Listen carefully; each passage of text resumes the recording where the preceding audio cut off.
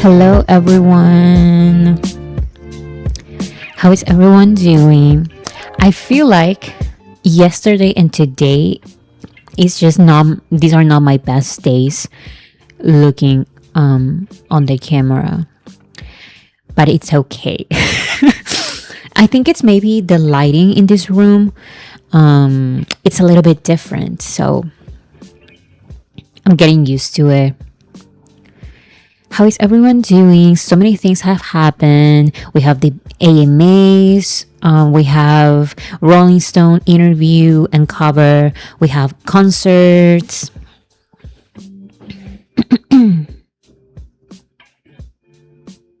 A lot happening. A lot.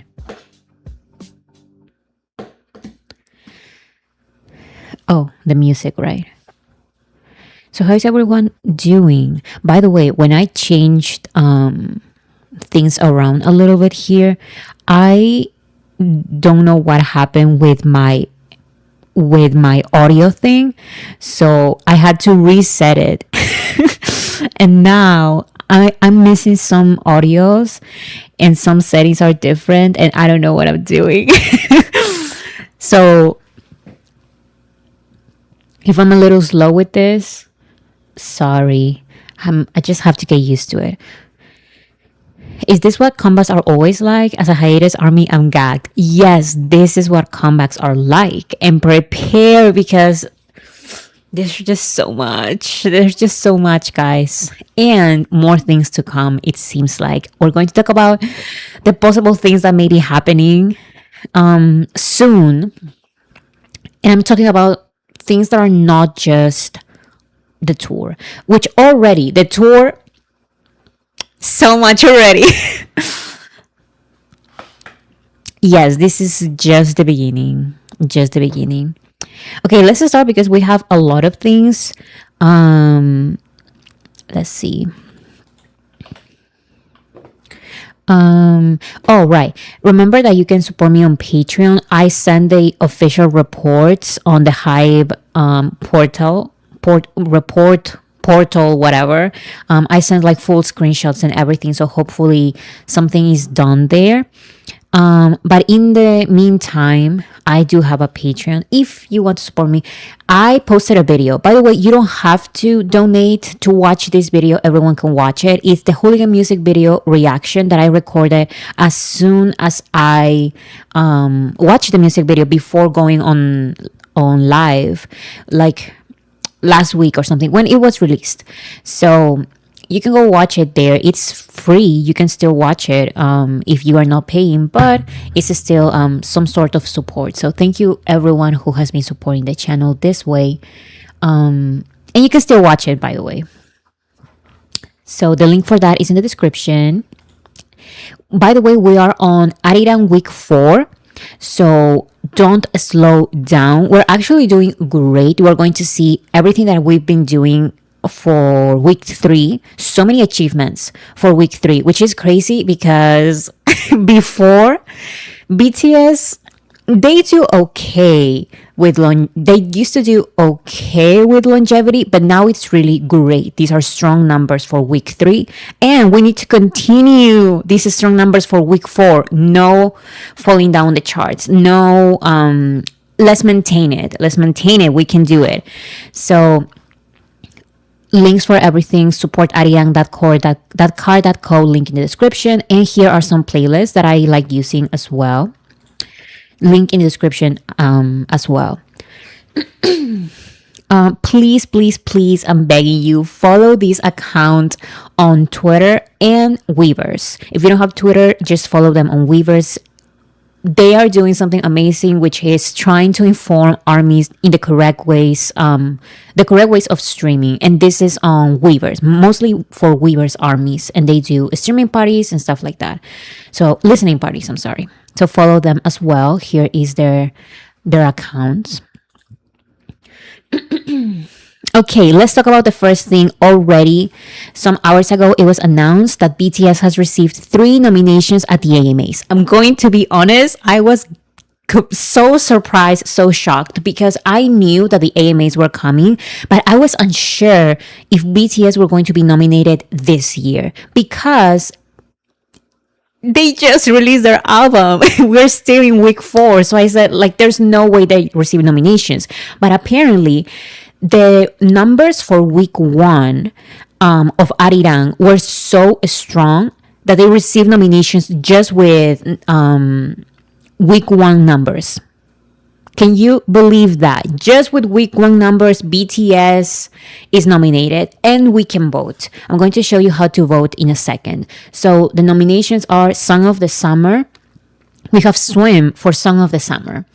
What is their criteria? I don't know. This is so funny that it's nominated for Song of the Summer.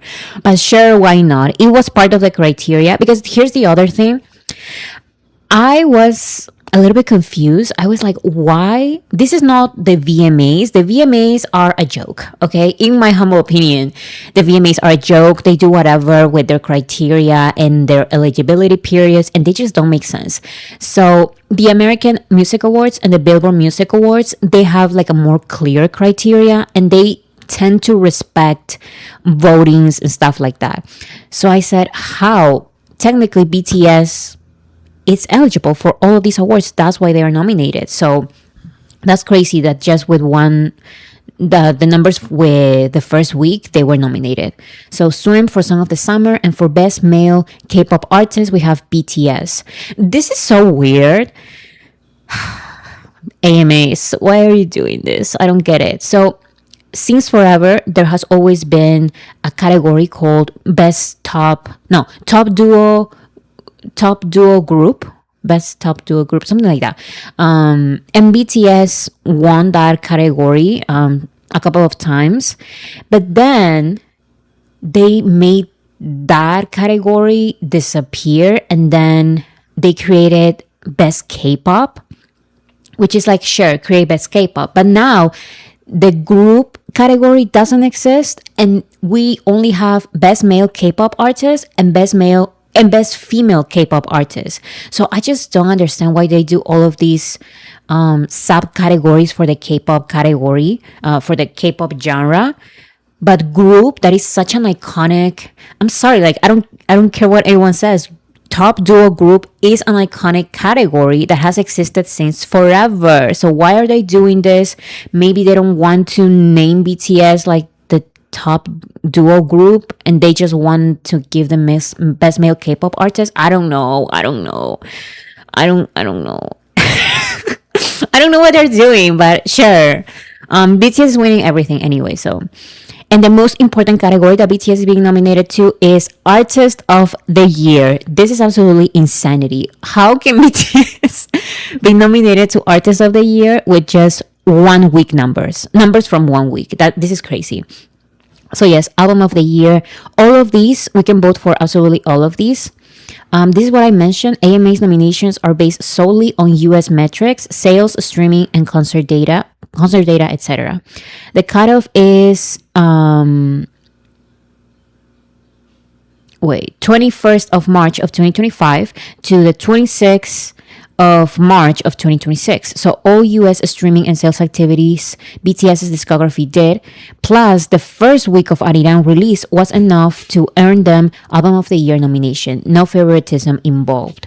So that is good to know that just with 1 week. I mean, also if you add their other numbers, but they were on hiatus during last year, like during the entire eligibility period, except for that one last week.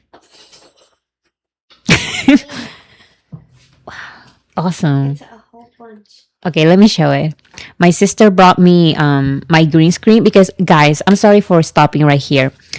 When we were moving things, my green screen was destroyed by my dad. My dad said, "What is this? Trash?" So he he put it all in like in the trash. He destroyed it. So now my sister went and got me a new green screen. So thank you so much. Thank you. Hi, Yes, that's her y'all. hand. Wow, this is very big. And it's a lot too. It's Yes, a I can lot. tell that it's a lot. It's Guys, a lot. I'm so tired. You're tired. And it was the funniest thing with our dad because our dad said, "What's it? No, let me show you. What's this? Trash. What's this? He Trash." literally threw And it to he the started trash. destroying things. But it's because my sister has a like, she's very artsy, so she has like projects going on that she never finished. So my dad is like, trash. Yeah. Go, Muna. El Hi, viejo everybody. truco de la cartulina como croma, un clásico. Un I know, clásico. because I tried looking for actual green screens. Por las huevas. $30, $40. No, thank you. My paper, my green paper is enough. I can. I know. I don't want you to see my face. I look ugly. Your little eyes. Bora says TikTok is in the description. Are you creating your Instagram account that you promised? Yes, I actually posted a video. Thank you so much for your help. You guys only left me more confused. Are you posting a new video? Yes, I didn't check it out. you need to check it out and like it and follow and comment and help me choose. Mhm. Thank you so much, everybody that's helping me. I appreciate you guys. Amazing. Yes, thank you.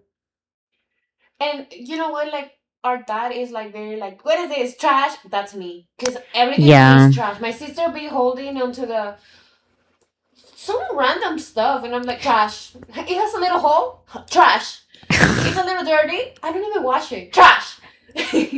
Yeah, everything is Like, trash for our dad. So he threw my green paper. But anyways. yeah, you had a green paper, so it's like Mm-hmm. he was like, "What is this random green paper?" Also, it's like green and ugly, so she just threw it away. You two look like an episode of the Adams Family in this position. That's hilarious. Am I the hand? Alright, bye, yo. I'm gonna crawl away. Crawl away. Okay, let's get back to the AMAs. BTS is nominated to the AMAs. I saw. And look, guys, these dates, one of my predictions, I'm getting another star in my prediction card. I'm just saying. Let's talk about it. So, where can you vote for the AMAs? There's two ways. There are two ways to vote for the AMAs, for BTS at the AMAs. One is in this website, voteamas.com. Let's repeat, everyone. Voteamas.com. It's super easy. You go to the website and you select, you log in. You can log in with your Google account. Super easy.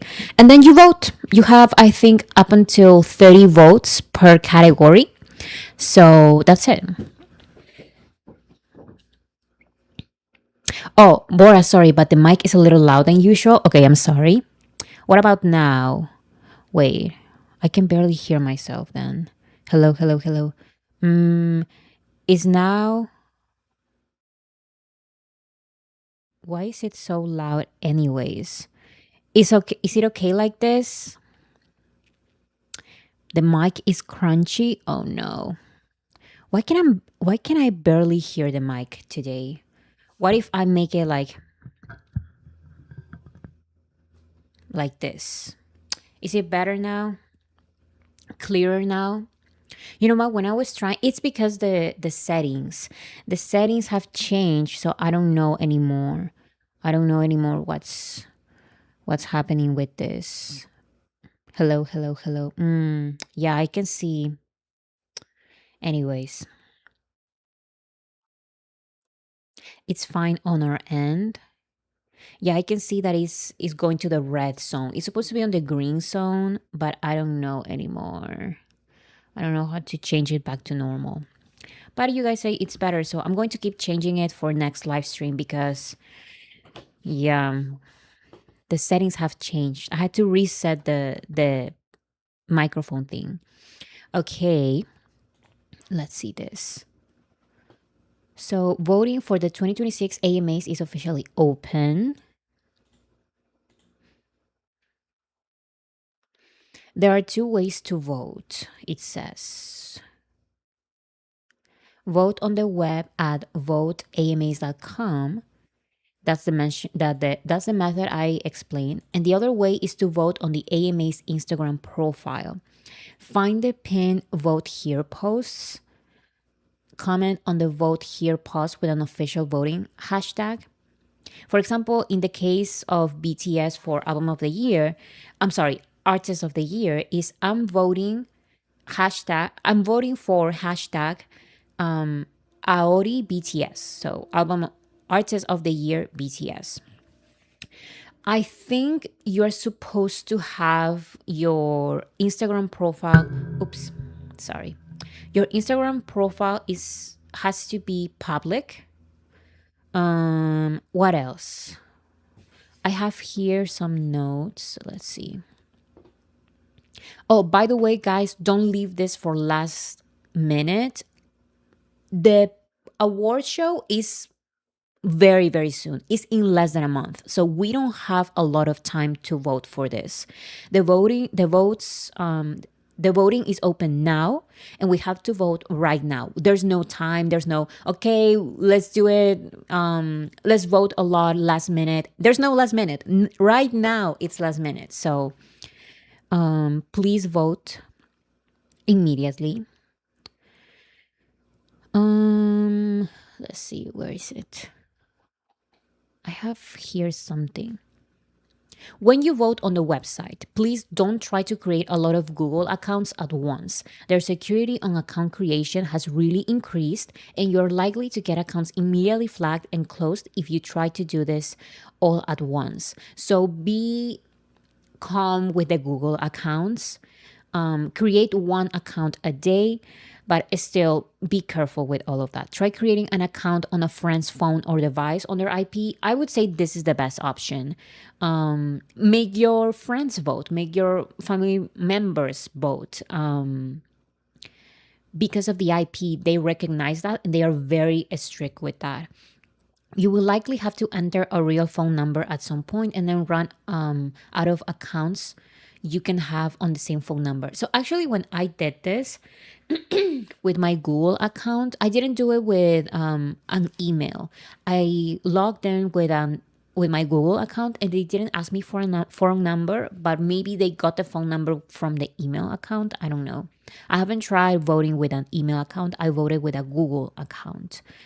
So maybe that's why I was not asked for a phone number. Ask a friend or family member to use their phone number. That's the other way, I guess. Add a recovery email address to new accounts. Of course, track your emails, passwords, recovery emails. And yeah, spread the word. Keep it upbeat and positive as always. When you vote on the Instagram post, also be very careful with the limits because it's not like you can vote like 100 times in their post in the same day. It doesn't work like that. They filter these votes. So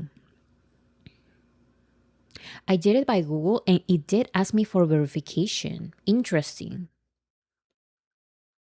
Why was I not asked for any verification? Does anyone know? I logged in, maybe because I voted last year and past years. I don't know. For last year, I think I voted. I remember I voted for Namjoon or something, and Namjoon got a K-pop award at the AMAs. I remember that for some reason. You do not need to vote for every category. You do not have to. You can vote just for BTS's three categories. And this literally takes 1 full minute.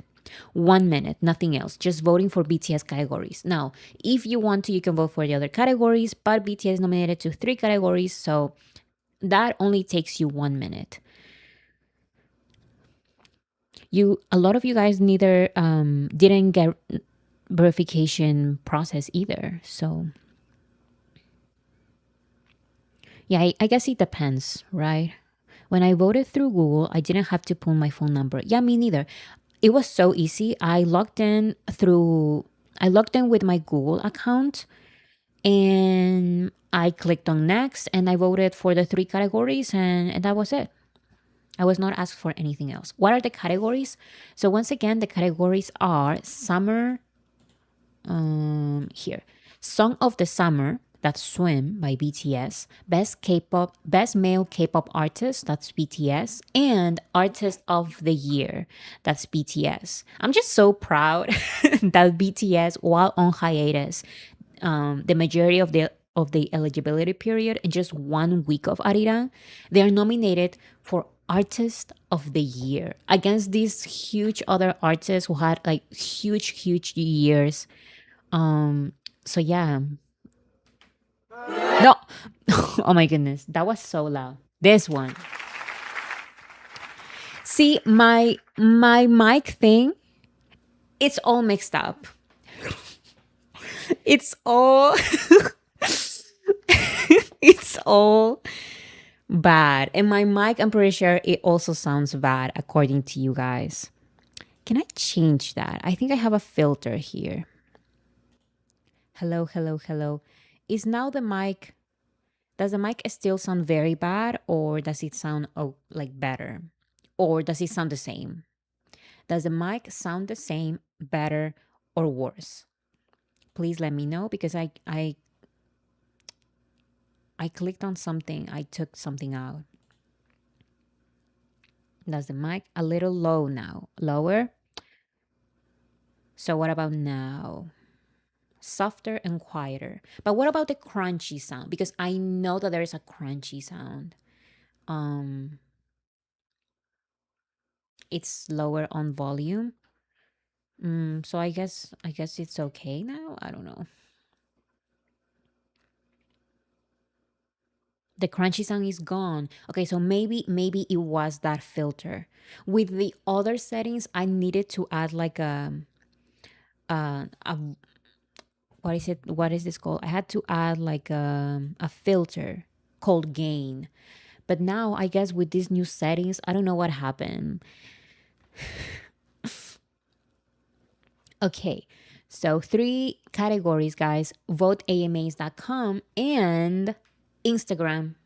Vote on Instagram as well. Let me see if there's something else. Okay, so let me explain a little bit why the AMAs are so important. We take a lot of these, we vote for a lot of these award shows. That is true. But at the end of the day, some award shows are more important than others, and that is just a reality. In the US, the big three are, of course, the Grammys, the American Music Awards, these, the AMAs, and the Billboard Music Awards, the BBMAs. Yes, we vote for other award shows as well, but if we need to lock in for something, it's for this, okay? For the AMAs and the BBMAs. We cannot vote for the scammies, what the Grammys, but we can vote for the AMAs and the BBMAs. These nominations are based just on numbers. This is the fairest competition ever. So this is really important, guys. Just think about it. BTS as a group and even a soloist. But anyways, BTS has only attended 3 award shows in the US: the Grammys, the AMAs, and the BBMAs. Why? Because these are the most important. So we really, really need to pay attention to this.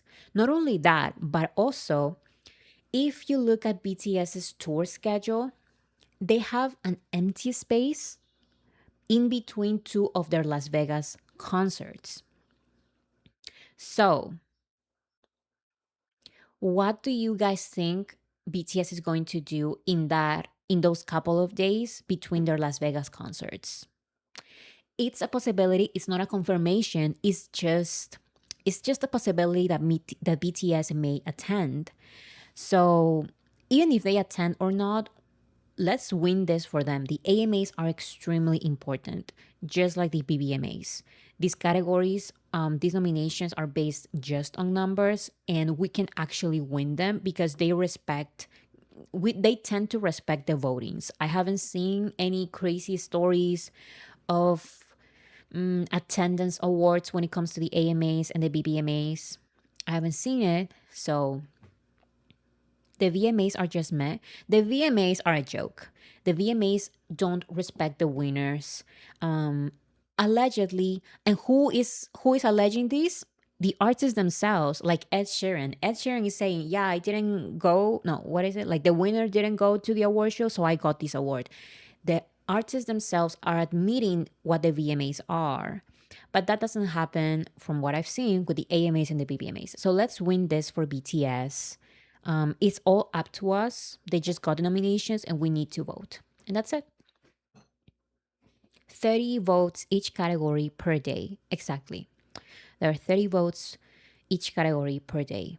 And once again, you don't have to vote for all the categories. You can just vote for BTS.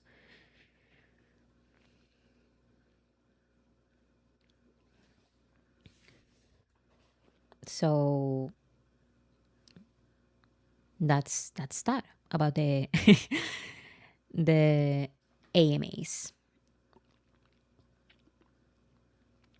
Let's see if BTS goes or not. Where are the AMAs?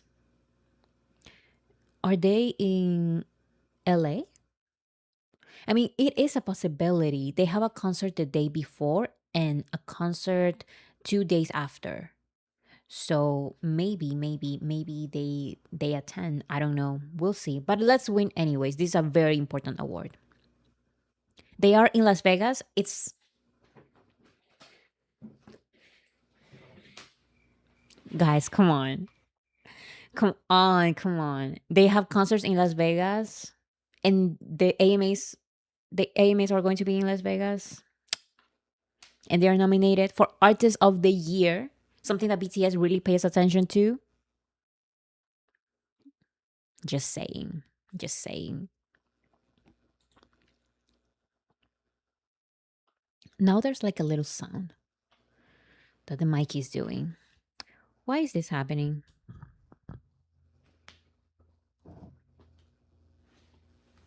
What is that sound? Anyways, let's continue. BTS is going to be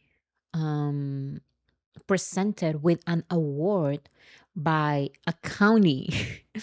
El Paso County will present BTS with the Estimado Amigo Award. That means esteemed friend or dear friend. And will El Paso County will declare May 2nd and 3rd dates as BTS weekend. So officially, there's going to be a BTS weekend in El Paso County. The El Paso County usually gives the award to people to commend them on their leadership, services, and achievements. Isn't that exciting? To celebrate BTS coming to El Paso, the county will present the K-pop group with a friendly award and officially declare the concert dates as BTS weekend. According to El Paso County, Judge Ricardo Samaniego is inviting all Borderland fans of BTS to Enrique Moreno County Courthouse in downtown El Paso on Monday as April 27th, as the county will present the resolution declaring May 2nd and 3rd BTS weekend and present the K-pop group with the Estimado Amigo Award. If you don't know what the Estimado Amigo Award is, it is a mini replica of the Lady Justice statue as seen at the entrance of the county courthouse, and the county usually gives it to people to commend them on their leadership, services, and achievements. That's exciting. I wonder what exactly that is going to look like. How are they going to celebrate that? By the way, fun fact: Chingu is the Korean word for friend. Oh, well, amazing.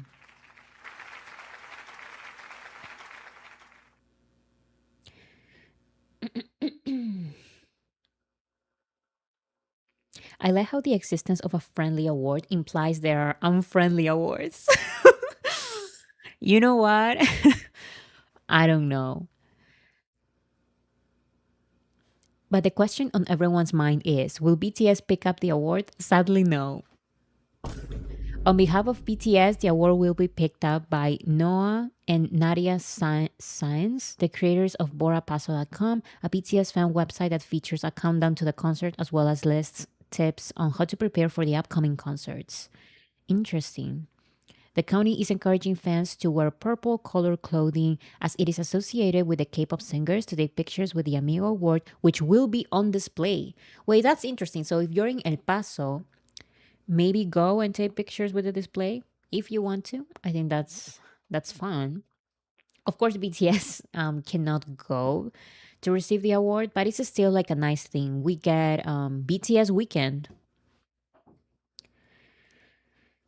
What categories are BTS nominated for? I just voted Artist of the Year. Are there any others? Yes. Look for Song of the Summer and look for Best Male K-pop Artist. Song of the Summer and Best Male K-pop Artist, aside from Artist of the Year. Okay, we need to talk about this because I cannot believe that we missed this, but these are great news. Guys, Arirang was leaked before the release date and we didn't notice. Actually, do you guys remember when I was live during those days and I kept saying, "Oh my goodness, I cannot believe that Arirang has not been leaked yet. Has not been leaked at all. I haven't seen anything." And you guys were all in the chat like, "Yes, there were no leaks at all." Guys, it was leaked. It was leaked. And we didn't notice because this is the way it's supposed to be. The post with the leaks was a complete flop. 4 likes. 4 likes on BTS's comeback album leak. 4. This is the way it's supposed to be. This is the way it's supposed to be. We didn't even notice. I was celebrating. There was no leak this time. There was. We just didn't pay attention to it the way it's supposed to be. So nobody noticed. Now we know because Big Hit is, or I guess High Big Hit is asking the court to unmask this leaker and so they can sue them. Arirang was leaked on X before release. Now Hype wants to unmask and sue the culprit. This is by this article, from this article. BTS's record label has taken the first step to sue an anonymous ex-user who allegedly leaked songs, lyrics, and artwork from Arirang before the release of the chart-topping comeback album. Big Hit Music, the subsidiary that serves as BTS's label home, initiated U.S. legal proceedings on Thursday, April 9th, to discover the owner of the account. Big Hit claims this user posted portions of Arirang on X in early March ahead of the hotly anticipated drop BTS's first album in 6 years. Guys, I went back to find that leak. It's a leak of everything. Yes, it is a snippet, but there was a snippet of basically multiple songs of the album, and we didn't even pay attention to it. That is amazing.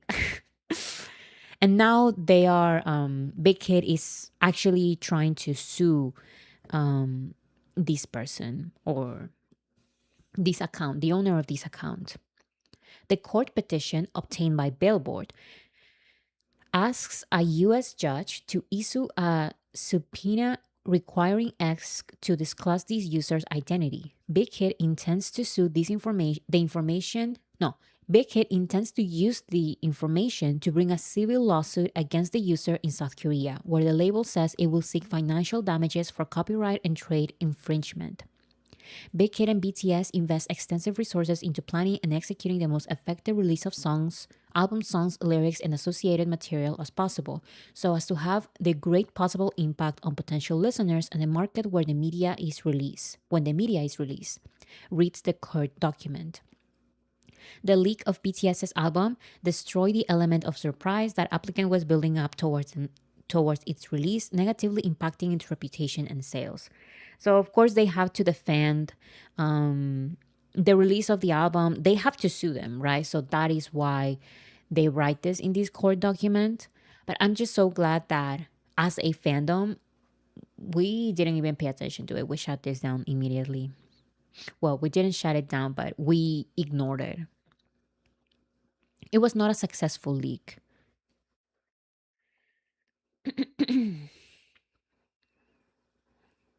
Whoever leaked the information on the company side needs to suffer the consequences. Exactly. And that is why Big Hit and Hype are asking the courts to have X show them the identity of the user so they can properly sue the person. Let's see. Yeah, so there were 27,000 views, but 11 retweets and 4 likes. Flop.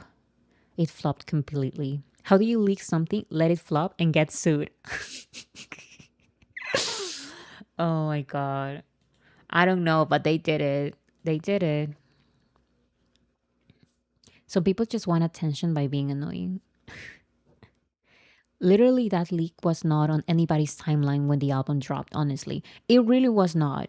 It really was not. I was here on the live streams, live stream after live stream saying, oh my goodness, like, this is so awesome. Like, there are no leaks, but they were. In other news, SNL UK mentions BTS for the second time. So it seems like this is going to be, or is already, a running joke. On Thursday. So this is a new show. This is a new spin-off of SNL US, of course. This is SNL UK. And last time, in this section where they like tell the news in a funny way because it's a comedy show, they mention this guy mentions how oh, BTS is doing this and that and their comeback and blah blah blah. But don't ask me, I'm not a BTS fan. And now he's continuing with this joke and he starts speaking in Korean. Swim. But my question is, 남준이 갑자기 진지하게 인생. See that he starts in all of these videos, basically him just asking things and asking things and asking things in Korean. 무처럼 오래된 거야면 water slide 무서워하네. And that is the running joke. And in the end, he just goes like their last time. But don't ask me. I'm not really into K-pop. So I just find it funny. His Korean pronunciation is terrible. I'm sorry. Oh, it definitely is.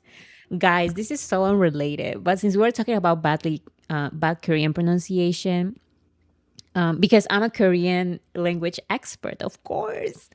Do you guys see that show, EXO Kitty? The main character has like an entire dialogue in Korean, and it's the funniest thing ever. This moment reminded me of that EXO Kitty show. It became like a big thing on TikTok, but it is different though because here he's just reading a teleprompter. You know, he's making a joke like he speaks Korean. Oh my goodness. You've seen EXO Kitty? I haven't watched it, but I watched that clip and I watched multiple clips and it's just I cannot do it. Sometimes I'm too noisy and I need to watch things just because people are talking about these shows. I just cannot bring myself to watch this particular show. But maybe I will because I really like the To All the Boys. This is a spin-off of To All the Boys I Loved Before series of movies. I love those. Now, EXO Kitty, I will have to give it a chance, but I haven't watched it yet. If you like dumb shows, you'll like it. I mean, I like dumb shows. Some. In other news, you can pre-order Addy at Walmart. Guys, you can find this on the Addy website and the Walmart website. You can pre-order all of these products. What was I going to say about this? Oh, I saw a little bit of conversation because apparently I got this wrong because the web page it says and also on in the Walmart website it says inspired by BTS, and you can see here. Actually, it says it right here. Inspired by BTS. It just feels right, right? So I thought that this was BTS's brand, but it seems like no, this is more like a partnership. This reminds me a little bit of maybe BT21, but not exactly because this is opening the door to the possibility of other artists promoting Ari. So, yes, this is a collaboration between this brand, appears to be a new brand, Ari, and BTS. But if you see other artists in the future getting some kind of collaboration like this with Ari, don't freak out. Don't feel like, oh, like this and that. I don't know. Um, I saw that conversation online. So, what do you guys think about that? Because I mean, I get it. I get it. This works like this sometimes, just like in The Soup. So, In The Soup was a show started by BTS. You can say it was like their original idea, but then there were more in the soups. So kind of like that. I don't know. How much are they? The drinks you can see here, $3, $8 for an entire box. And then the drinks, what are the drinks? I saw that these are usually like the prices. $3. Oh, these drinks in a box, so multiple drinks. It says $8, almost $9. So yeah, you can pre-order all of these. Yeah, I guess for the boxes is $9 approximately, and for individual things, $4. Actually, not too bad compared to the price of the competitors.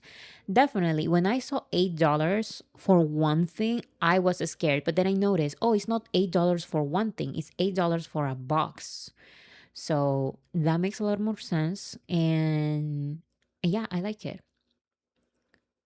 What is that stuff? So these are drinks. This is ramen, energy drinks, stuff like that. One is energy drink, I think, and the other one is like soda or something like that. And then we have the ramen and stuff like that. Actually, it says it right here, but I cannot read from over here. One second. Oh yeah, both of these are noodles. Noodle, drink, energy drink, and soda.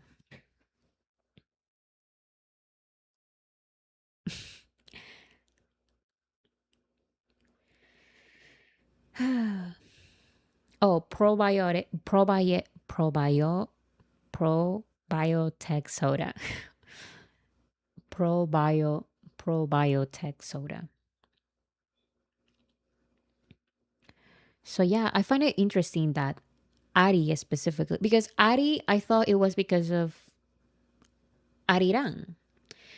But and this is inspired by BTS, but it seems like they want this to go like beyond BTS. We'll see how they promote it after this first round of promotions. Maybe other artists, I don't really know, but I saw that was a possibility. Okay, let's celebrate because Arirang is at the top of the charts for a third week in a row. For a third week in a row, and I just cannot believe. If you think this is normal for BTS, it's not. BTS with their albums, they've they have number one albums, but they were always number one for one week. And this is not just about BTS. These are groups in general. This is very, very rare, or even artists in general. Number one album for 3 weeks in a row. 3 weeks. 3 weeks at number one. 3 weeks at number one. Not even BTS, not even other artists. Like, this is so, so rare. BTS's Arirang spends a third week at number one on the Billboard 200, becoming the album with the most weeks atop the chart in over a decade. In over a decade. In over a decade. These were the numbers. Arirang, 124,000. These are almost a million units since released. Third week at number one. Cannot believe it. Cannot believe it. Almost 1 million units. Almost 1 million units in just 3 weeks. And you can see here when it comes to so that is the album. When it comes to singles, we can see here Billboard 200, Arirang number one. For singles, Swim is at number five. But once again, don't feel like this is bad. This is great. This is better than ever. The numbers for Swim's week 3 are stronger than the numbers for week 3 of Butter and Dynamite. It's just that now it's different, the metrics of the charts and all of that. And the numbers 1 through 4, they just have so much radio. Radio again. But it doesn't matter because at the end of the day, who has the stronger numbers? Swim. That is Swim. So let's continue streaming Swim, buying Swim, and let's support the entire album Arirang so it stays at the top of the charts. This is absolutely historical, guys.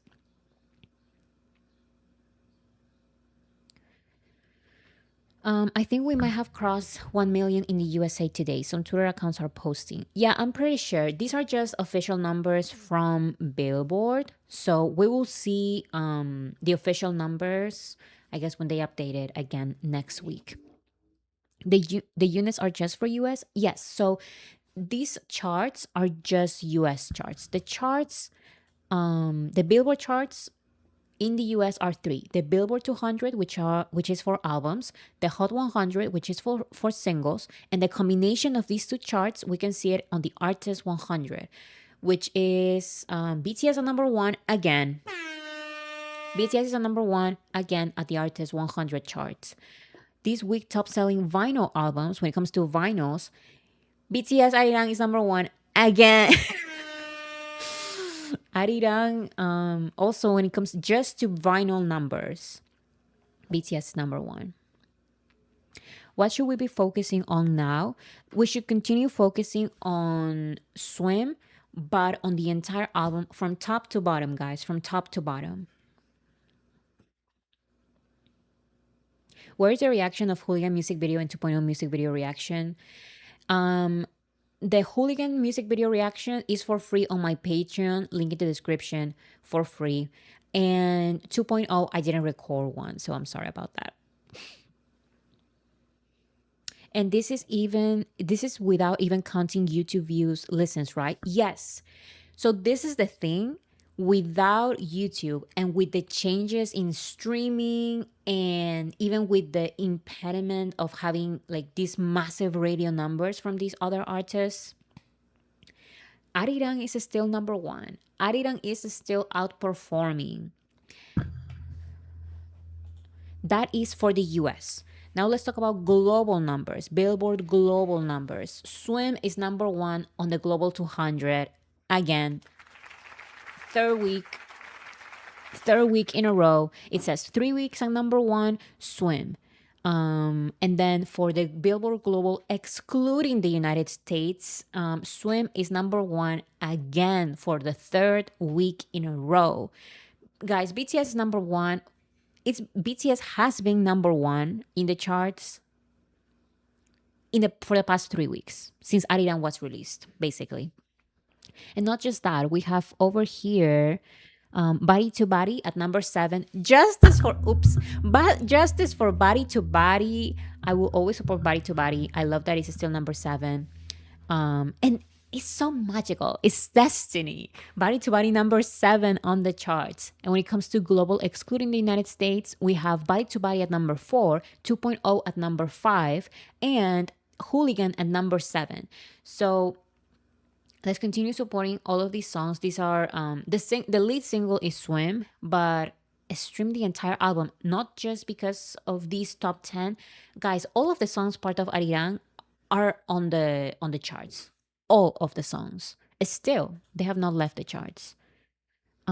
Here's a little comparison and why you shouldn't.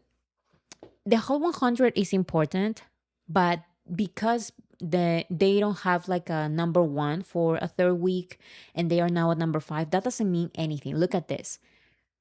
Number week one, BTS were number one on the Billboard 200, Billboard Hot 100, Billboard Global 200, Billboard Global Exclusive US, and Billboard Digital Song Sales. For week two, they stay at number one on absolutely everything except, guess what? The Billboard Hot 100. It's really radio. And you know what? I don't care anymore. I don't care. I don't care. I don't care if they didn't get a number one again. This is a this is great progress. Third week with these numbers, look at all of these. BTS for the third week is number one in absolutely every single chart except for the Billboard Hot 100. I wonder why. I wonder why. It's because of radio, guys. It's because of radio.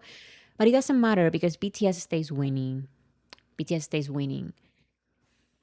This one chart doesn't change all the other charts. Look at the position in all these other charts. So I don't care. I don't care about the Hot 100. I mean, I do care. Let's still support. Let's still buy Swim so it gets good numbers and stability in the top 10. But the fact that they are not number one doesn't change the fact that look at these other number ones in these other charts. So it doesn't matter. And love this for a young. Exactly. Because it's not just Swim getting the recognition, it's Body to Body, it's Hooligan, it's 2.0. All of these songs are in the top 10 global. So these are amazing numbers. And let's look at this. This is the 22nd day. Swim earns its lowest filtering rate ever on global. The filtering rate on day 22 is lower than the filtering rate on day 1. So we are doing amazing. We're doing amazing. And let's continue streaming Swim this way. Correct playlist in the description for a lot of platforms, by the way, if you want playlists focusing on Swim. But always go back to streaming the album from top to bottom. This is the best way to not get a lot of streams filtered. Today was day 25 and today's filtering rate was even lower. It's over for everyone.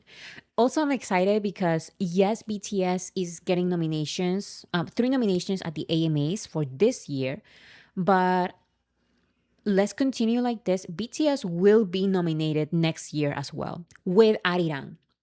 BTS will get nominated at the AMAs with Arirang next year as well. They will. So let's continue streaming. Let's continue buying. Stream from top to bottom Arirang, guys. In every platform you can. Don't just focus on Spotify. Spotify is important. I'm showing it right here. But focus on Apple Music. Focus on Tidal. Focus on Amazon Music. Where else can you stream? I'm streaming in these 3, basically. In these 4 that I just mentioned. But yeah, there's a lot. Come on, Wing. Do you think they will go to the AMAs to do a performance? BTS is in Las Vegas in their concerts the day before and 2 days after. Like that entire week, they are staying in Las Vegas. And the AMAs are happening in Las Vegas when they have a free day. You put 2 and 2 together. This is just my opinion, though. This is just my opinion. They are definitely going to go. But that is just my opinion. We'll see. We'll see. I'm so excited because I predicted this 2 years ago. I predicted a special stage on the AMAs, at the AMAs, 2 years ago in a video that I made in 2024. My predictions are just correct. Come on, Swim. And now it's time for my favorite show. Everyone silence. 먼저 음원 점수입니다. I wonder who will win this week. I wonder who will win. Okay, 5,000. Okay, 1,300. So close. 755. Okay. And finally, let's see. 6,000. Who's going to be? Who's winning? Oh my goodness, it's BTS. It's BTS. This is the 12th win for Swim. Now let's see the next one. This is Inkigayo. 네, 인기가요. Inkigayo, let's see. So close. So close. 축하드립니다. Wait, look at these numbers. Yeah, guys, super close. It's double the other two songs. Yeah. 자, 트리플 크라운 축하드립니다. Congratulations, BTS Swim. Another win. I can't believe it. Can't believe it. So this is the 13th win for BTS. Overall, I'm sorry, 13 win for Swim. Overall for BTS, this is the 177th win. 177. 177. 13 wins for Swim, 13 wins. Okay. Now, BTS released the Arirang album photo shoot behind, and I just cannot believe this. It's so short that it's a short. The album photo shoot is so short. The behind the scenes is so short that it's a short. It's not even like an episode or nothing like that. I mean, we still got it. So it's fun to also have the behind the scenes. It's 32 seconds. So that's fun still. Thank you. Thank you for the behind the scenes. But it makes sense though, because if you think about it, we already have the proper photo shoot video. This is the behind the scenes. We also have the Netflix documentary with the behind the scenes of this. So what else can they show, you know? So I'm glad with these 30 seconds. These 32 seconds. Watch it, like it still. Honestly, criminal how short it is. I went to see their chest in higher definition. Crazy. You know what? You're right. I also want that. I also want that. We also have swim videos. First, we have the visualizer for the pixel version. Who got to see this? It is so cute. Look at the members. They are all swimming. They're all swimming. Honestly, I'm falling more and more in love with this pixel remix. What is it called? Underwater remix. There is some point of the underwater remix where it literally, like, the song is underwater. Genius. I mean, at first I was like not impressed, but now I'm really into it. And yes, super, super cute.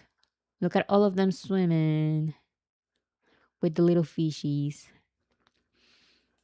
We also have the rehearsal video for the Netflix live show. It's like a little comparison between these two. And what was I going to say about this? Oh, I got recommended finally the Hooligan Dance Rehearsal from Netflix, but I don't see this. I don't see the swim rehearsal yet.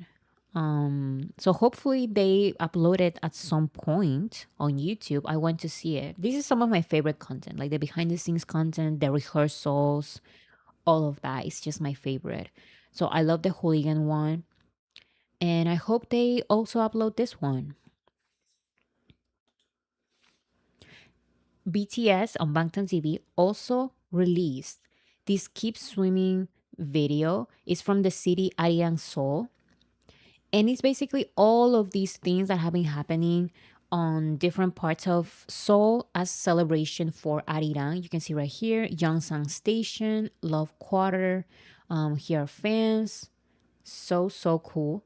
Cheongyeongcheon. So, merch. the DDP Dongdaemun Design Plaza. So yeah, check it out. There's so many destinations and stuff like that. It's very, very cool. Also, by the way, while we're here and I keep saying and stuff like that, I made a list because I was watching the live stream from last Friday's live stream, and I wrote down a bunch of phrases that I repeat in all of my live streams to concerning degree. I keep repeating these phrases, and I thought that it would be fun to do like a live stream. All of you guys get a bingo card, and I just do a normal live stream, okay? And if I repeat that phrase, you do like your bingo thing. So the first one who wins, what wins? I don't know what you would win, but I thought it would be fun to do a bingo like this. So I always say that is diabolical. I always say, oh my goodness. I always say that. You know what? And then I say something. I always say that. And then I have blah, blah, blah. I don't know. Because I just go on and on and on. And then I say, I don't know. Thank you so much. I always say when somebody leaves a super chat, I say, how do I say it? I was writing this down while watching my own live stream, last live stream. Oh, thank you so much. I always say that in that tone. I always say so, and then I stop talking. Amazing, show stopping, beautiful, never the same. And excuse me. So that is so far. What was I repeating today? And stuff like that. And stuff like that. So I'm doing a list of phrases that I repeat all the time. I want to do that bingo thing. I think it would be fun. Oh, my sister. Wait, let me write that down. I always mention my sister. My sister. Don't turn it into a drinking game, y'all. We'll be in the hospital. That would be so fun. And we love it. Yes, I always say. And we love it. You also say however a lot. Wait. However. And we love it. Oh my goodness, this is so embarrassing.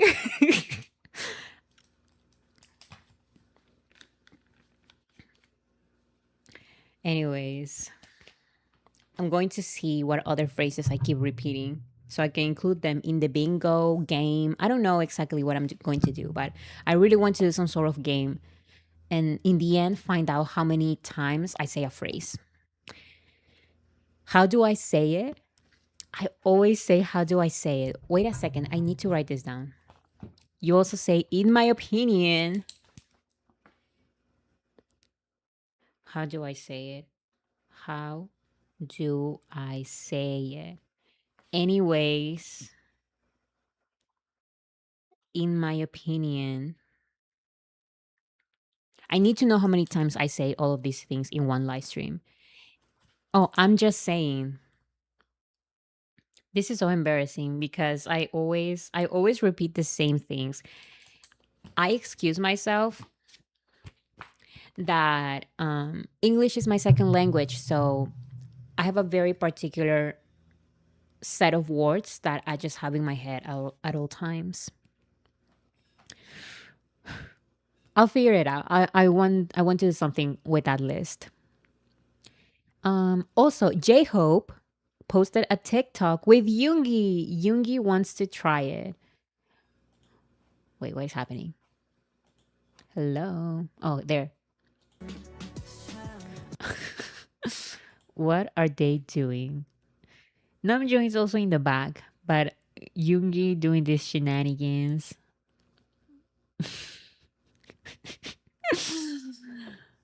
Can you imagine Yoongi with a TikTok account? I mean, he barely uses his Instagram account, so I highly doubt it. But it would be fun. No, he wouldn't do it because even on TikTok, I'm sorry, on Instagram, you can see which member is super active. So Namjoon likes 100 million posts a day. So he is on Instagram at all times. Then is J-Hope. J-Hope likes here and there some videos on Instagram. And then is Taeyeon and Jungkook. No, I'm lying. Then is Jungkook and then is Taeyeon. Nar263, thank you so much. That is exactly what I mentioned in my list. Thank you so much. I always say it like that. From Natasha, for BTS vote to count in AMAs, you need to vote in every category. Otherwise, the vote will not count. You should see a confirmation. Wait. Wait. But that's that I haven't seen that. Is it true? Because my votes were processed and I didn't vote for every category. I'm going to be honest, I voted for other categories. I voted for other categories aside from BTS, but I didn't vote for all categories. So I guess we will have to read I have the rules right here, I think. Mm, yeah, I cannot see it. No, I think part of the rules is that you don't have to vote for every category. So I voted in one or two other categories. Yeah, me too. You can see a vote confirmation with only voting in three categories. Also, then I guess you can just vote for BTS's three categories. I'm not sure. I mean, I saw confirmation and I just voted for like six categories, maybe. I voted for BTS categories and then three others. Oh, here is the voting rule. If you have reached the vote limit for an award in a given day, you may continue to vote for other awards on the American Music Award voting page that day. Interesting. So there's none of that. But I didn't get a confirmation. I voted for a few others. So I didn't receive like an official like you voted thing in the web page. What I got was votes submitted, this ones. So I thought that I submitted my votes correctly. I think I don't know.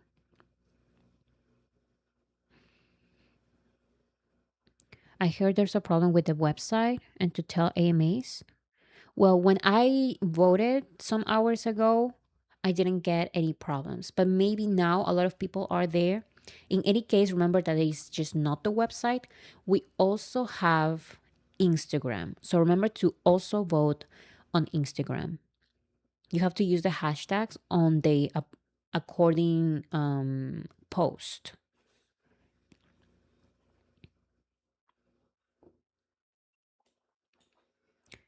So yeah, let's all do it. Let's all vote both ways. Okay, let's continue. When it comes to oh wait, people were having trouble logging into the website. Maybe it's because it's the first day and a lot of people are rushing to vote right away, so the website may be having problems. In the meantime, Instagram is not going to have problems. So vote on Instagram and remember to go back to the website and vote on the website. We need to vote every way we can, which is Instagram and the website. So let's do both. The hooligan promo continues. We have a dance practice that I absolutely loved. Um, I don't know. I like this new style of dance practice. I know that some people prefer like the normal view. Honestly, I'm not a dancer, so I don't know what's the problem with this view. I like this view. This like kind of fish eye camera lens. Is that what it's called? I don't remember. But yeah, I absolutely love this choreography. I love the hooligan dance practice. Me too. This one is like the big choreography from this era. Swim is a little bit more calm, more like spring day. And then 2.0 is very technical, very precise, very smooth. And Hooligan, we can see it's like the big choreography with the backup dancers screaming and shouting and jumping around and stuff like that. So I absolutely love it. We can see everything. Exactly. Also, we have a new TikTok by Taeyeon with the hooligan audio. So I thought it was going to be like just him dancing to hooligan like this. By the way, he looks amazing with this outfit. Absolutely amazing. And then he starts, what is he doing with the laughing part? Oh my goodness, this is very loud. That took me, that was so shocking to me. I thought it was just going to be a regular dancing TikTok that the members do sometimes. And instead, we got all of those funny moments of the laughing during the laughing part. I love that now we have three members on TikTok doing actual like TikTok trends and videos. Not the loop. V looked like Batman. He did. I just love the hooligan music video so much. My reaction to hooligan is on my Patreon for free if you want to watch it. The link is in the description of my reaction. Okay, let's go with the main story of the day, the Rolling Stone interview. Guys, this was a complete surprise for me. I was not expecting this type of article this time. We got it last time, something similar with GQ, but now the album is officially out and we get all of these interviews. I really recommend that you guys watch the full interview. It's 20 minutes, I believe, and it's on YouTube. So this is a special edition. There is a collection with the seven members in the cover and a group cover. This one, a special issue Rolling Stone BTS Back on Top. Love this title. Love this title. BTS Back on Top. And they look absolutely beautiful.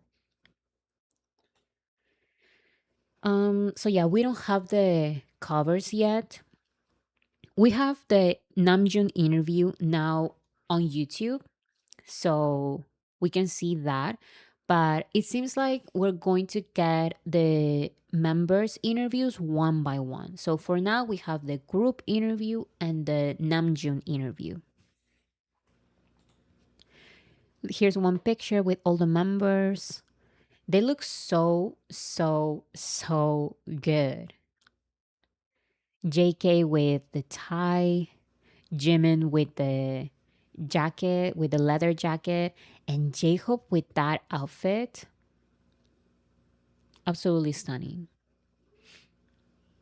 We also have this other picture that I used for the thumbnail. They look so good. I really like J-Hope's outfit. It's definitely my favorite. I don't know why, but I cry watching Namjoon's interview.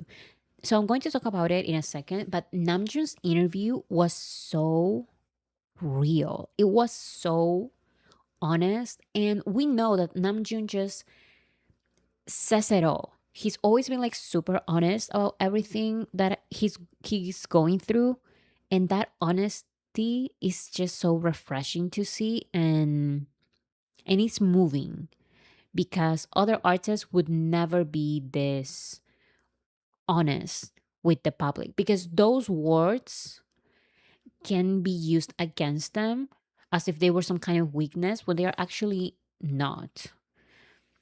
We're going to see some of those clips in a little bit because this was really surprising to me. So they posted on set with the biggest band in the world, BTS, for Rolling Stone May 2026 issue, shot by Christopher Huisu Kim. So there we have all the members, a little snippet. And by the way, the interview was written by this diva, as this army says. This is Brian Hyat. He responded to a hate comment weeks ago. He wrote on Twitter, suggest you take another look at the first week chart results and ticket sales before you dare call BTS success subcultural. Brian, I mean, period. Like, not, Brian was speaking the facts. And by the way, he was a great interviewer. He asked the right questions, and when the members responded, he continued with that, with those conversations, with those answers, asking more related questions, which is something that a lot of interviewers, for some reason, they just don't do correctly. So I really liked his interview with BTS. So here are some parts of the article. Jungkook on what mandatory military service was like. What I really felt was that I really want to perform. I want to sing. Ugh, I can't wait to leave. I want to get out and dance. That's all I thought about. I thought this contrast was kind of interesting because Jungkook said that these were his thoughts while he was in the military service. He just wanted to get out and sing and perform. Meanwhile, Taeyeon, while in the military, he tried to forget his music career entirely and use the time to reboot himself. He said, I worked out a lot, read a lot, listened to a lot of music. That gave me the opportunity to rebuild my body and mind. I thought this was very interesting because these are such different approaches. One said, all I can think about is performing. I just want to get back out there. Meanwhile, Taeyeon said, no, I'm going to forget about my music career and just focus on this and leave this moment. V sounded like he was on vacation. Oh my god. I guess these are just different approaches. I don't know what I would have done. I feel like I'm more like Taeyeon. I just like I'm going to forget that part of my life and leave this moment, even though, I may want to be out. But I'm just going to go through this. I guess I'm a little bit more like Taeyeon in this way. Jin also talked about um Jin says a solo career is just not that important to him. He said, "I've always thought there's no reason to continue if it's not with the group. I guess a solo career is just not that important to me. If I did anything, it would be trying something different within the group when the fans are bored." So in this interview, and actually multiple interviews, but it's just I can't believe that the BTS members kept repeating this, which I love. Of course, their solo careers are important. That's not Jin is not saying my music career doesn't matter. That's my solo music career doesn't matter. That's not what he's saying. What he's saying is that he's making music as a solo artist. He makes music as a solo artist, but his priority at the end of the day is BTS because that's his main motivation. So this is something that all the members have said in this interview and in other interviews as well.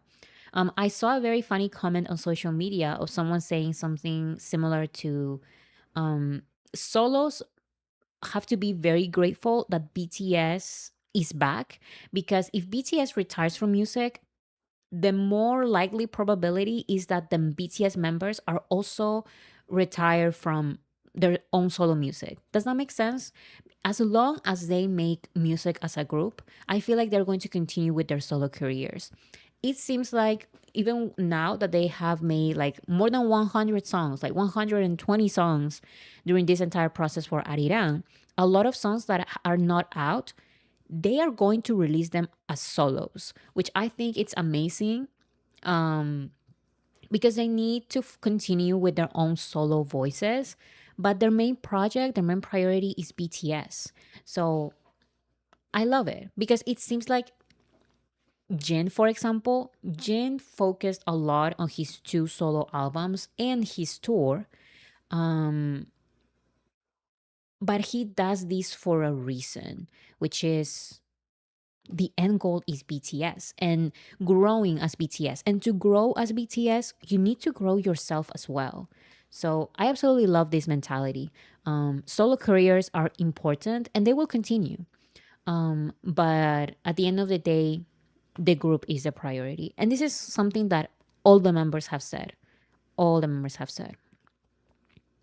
Back in 2021, Jimin told Rolling Stone he couldn't imagine himself outside the group. And Jin now says, my thoughts haven't changed.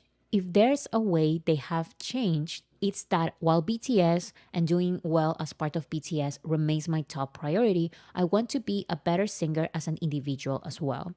And I absolutely love this because they have all said it. Priority is BTS, but in order to grow as BTS, you need to grow as a solo artist. So I'm excited to see what they do as a group and as solo in the future because from this interview, it seems like they're going to continue.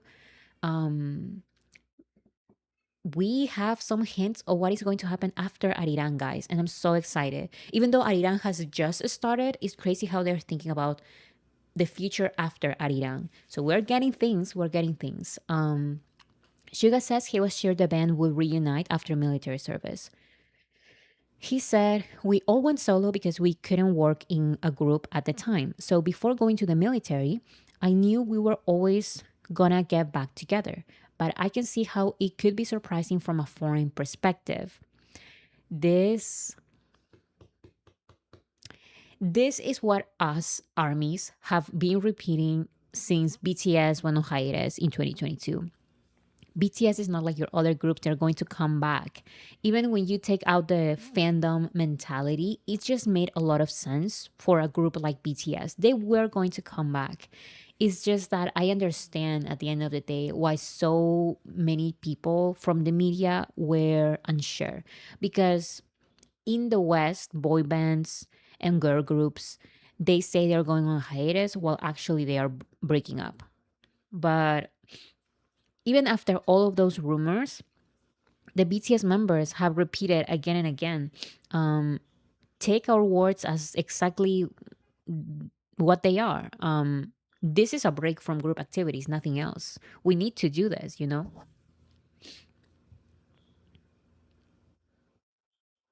And here we have V on if solo ventures change the group's dynamic. He said, since all seven of us had solo careers and strengthened our egos, I thought that meant everyone would have much stronger opinions when we came back to work together. But to my surprise, all of the members came in so open minded.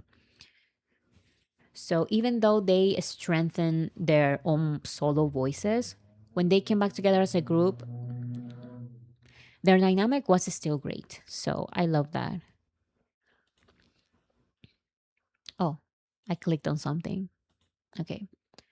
And then they start talking about the comeback. RM on his hopes for the band's comeback. He said, "We have to show the world we're still ongoing and still exploring. It's so complicated sometimes, but still, I think we have to push it to the edge even more, and it's still not enough." I love that. There's a moment in the interview when Namjoon said, we cannot come back and do the same. We need to push ourselves because if we're not pushing ourselves, why are we coming back? And he ate with that because it's like, why would you expect the same thing as before? That is not growth. That is not evolving. That is boring and staying on the same place. And Namjoon even said, if we come back with the same thing, why wouldn't we just continue with our solo careers? You know, like why would we do that? We need to push ourselves. Like he says right here, we have to push it to the edge even more, and it's still not enough. They are not done. They are not done, guys, with this pushing to the edge. They're going to continue changing, and with the hints that they're giving about their future, I'm excited to see what that is going to be like. Also, you should be worried if the artist is stagnant. Yeah, because if they are doing the same, like I wouldn't feel the love for artistic growth if they are not trying something new, you know? So the fact that they are trying something new things, that just tells me how much love they have for the group and for their artistic growth. Taeyeon said, "V on if solo adventures change the group's dynamic." Oh, I repeated that picture for some reason. Here's a little clip. BTS open up about group identity and navigating their big comeback. This album is so strong, so good, and I feel like it's, at least in part, the answer to the question that you all posed in 2022 after Butter and Permission to Dance and Dynamite, that there was a question of who BTS was and what you would do next. But I was wondering about how everyone felt about that, hitting that moment and the sort of debate about what to do next. So I've noticed that the members keep asking this question. What makes BTS BTS? And I love that they keep going back to this question. Who keeps talking to me? Anyways. Oh. Is it something? Oh, okay.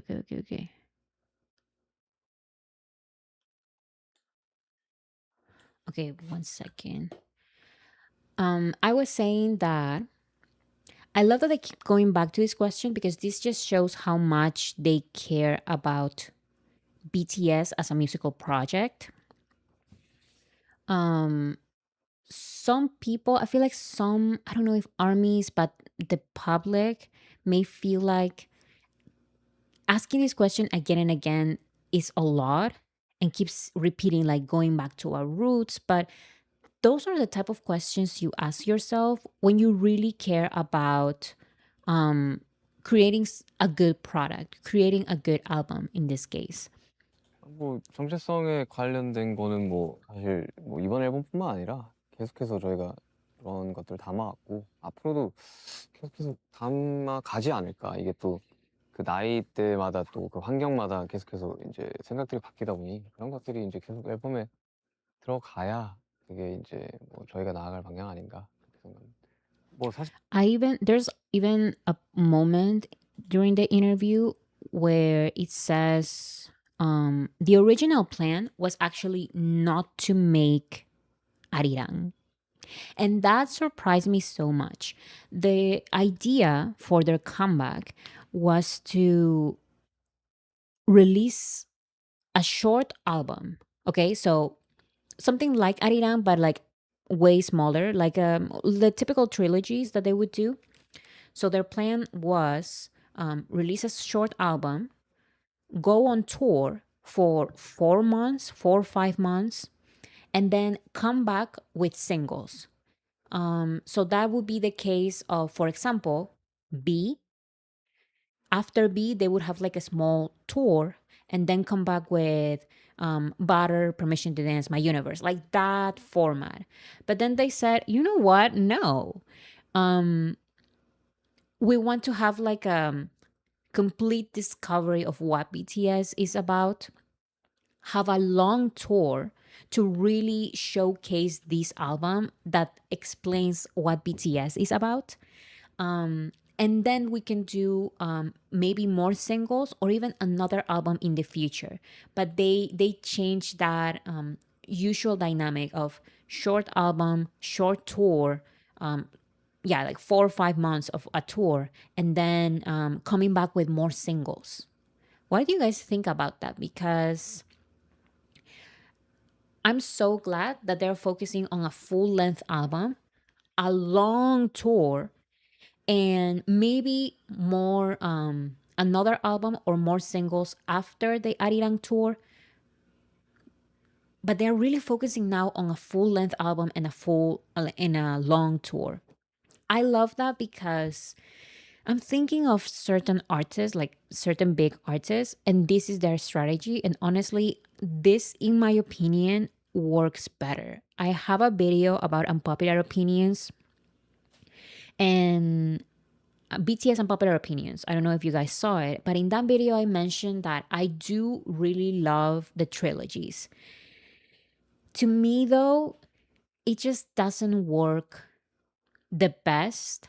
Like, trilogies are not the best to showcase what you are about as an artist to the general public.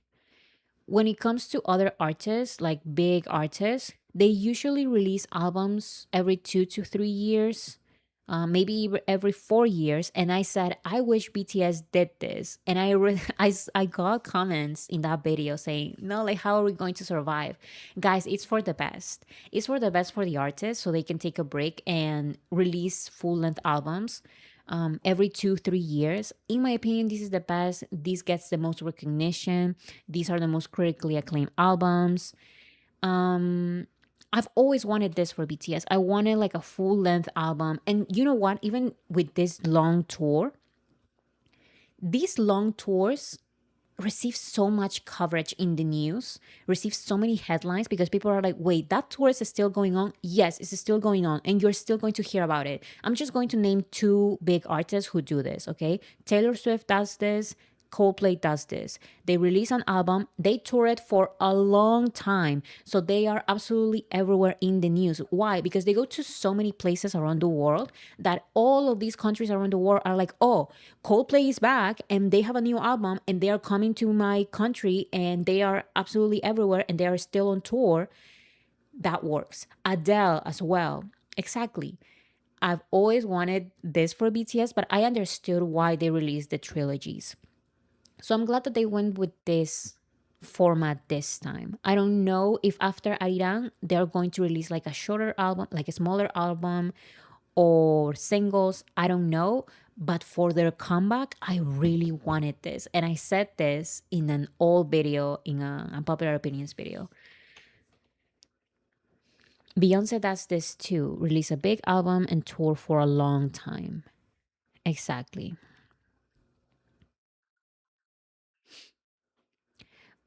I really wanted to show this 1 second.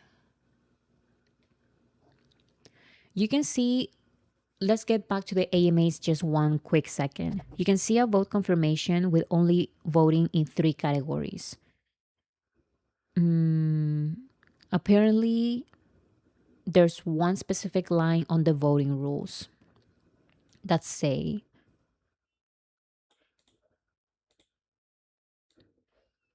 after submitting all available votes for an award, the next award will automatically expand to display the nominees for that award, and the previous award will be collapsed. After you have submitted all available votes for all awards, you will see a thank you page that offers the opportunity to share your vote to your Facebook profile or X timeline, or return to the American Music Awards voting page. Sharing your vote to your Facebook profile or X timeline will not count on an additional vote.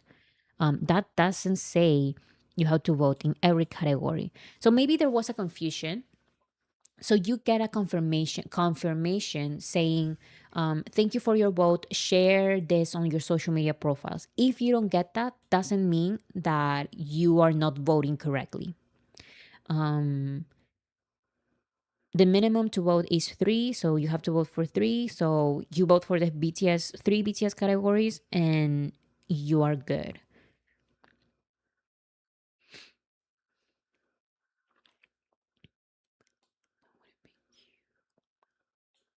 Yes, and also I haven't seen any award show and even the AMAs in previous years that they make you vote for every category.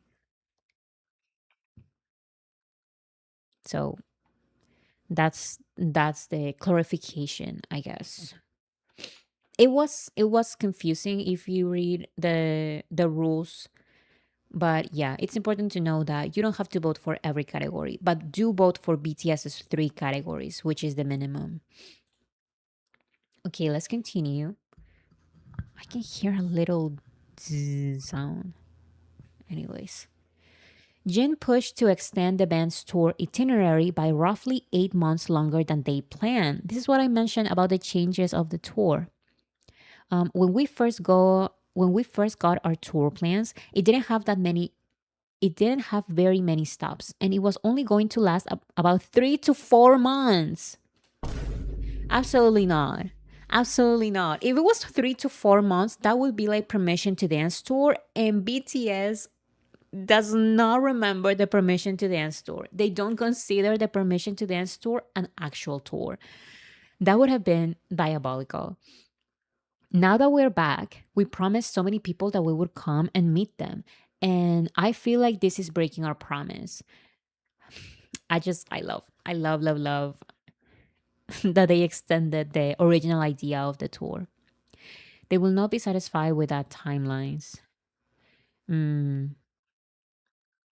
During rehearsals, in February, Jimin suggested to the rest of the group that they should get back in the studio right after their tour ends and record another album. Suga had a different idea. Time is moving so fast and trends change so quickly, and I wonder if we should try releasing singles for a while. So they have had conversations about releasing Arirang and then going on tour for a few months, then releasing another album right away, or releasing singles because Yoongi says that trends change so fast, and this is also true.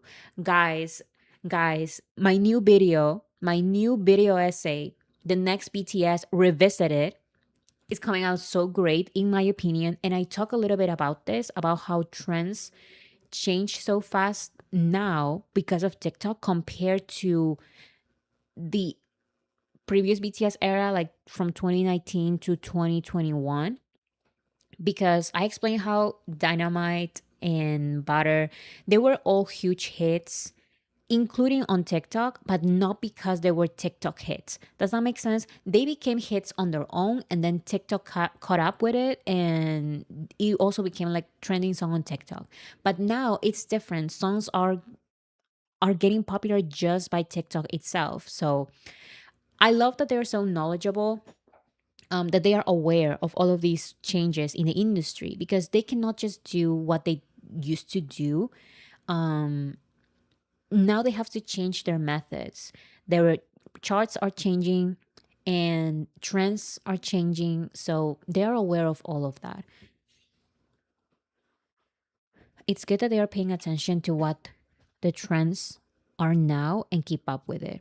Yes, and they figure out a way to keep up with trends and stay true to themselves.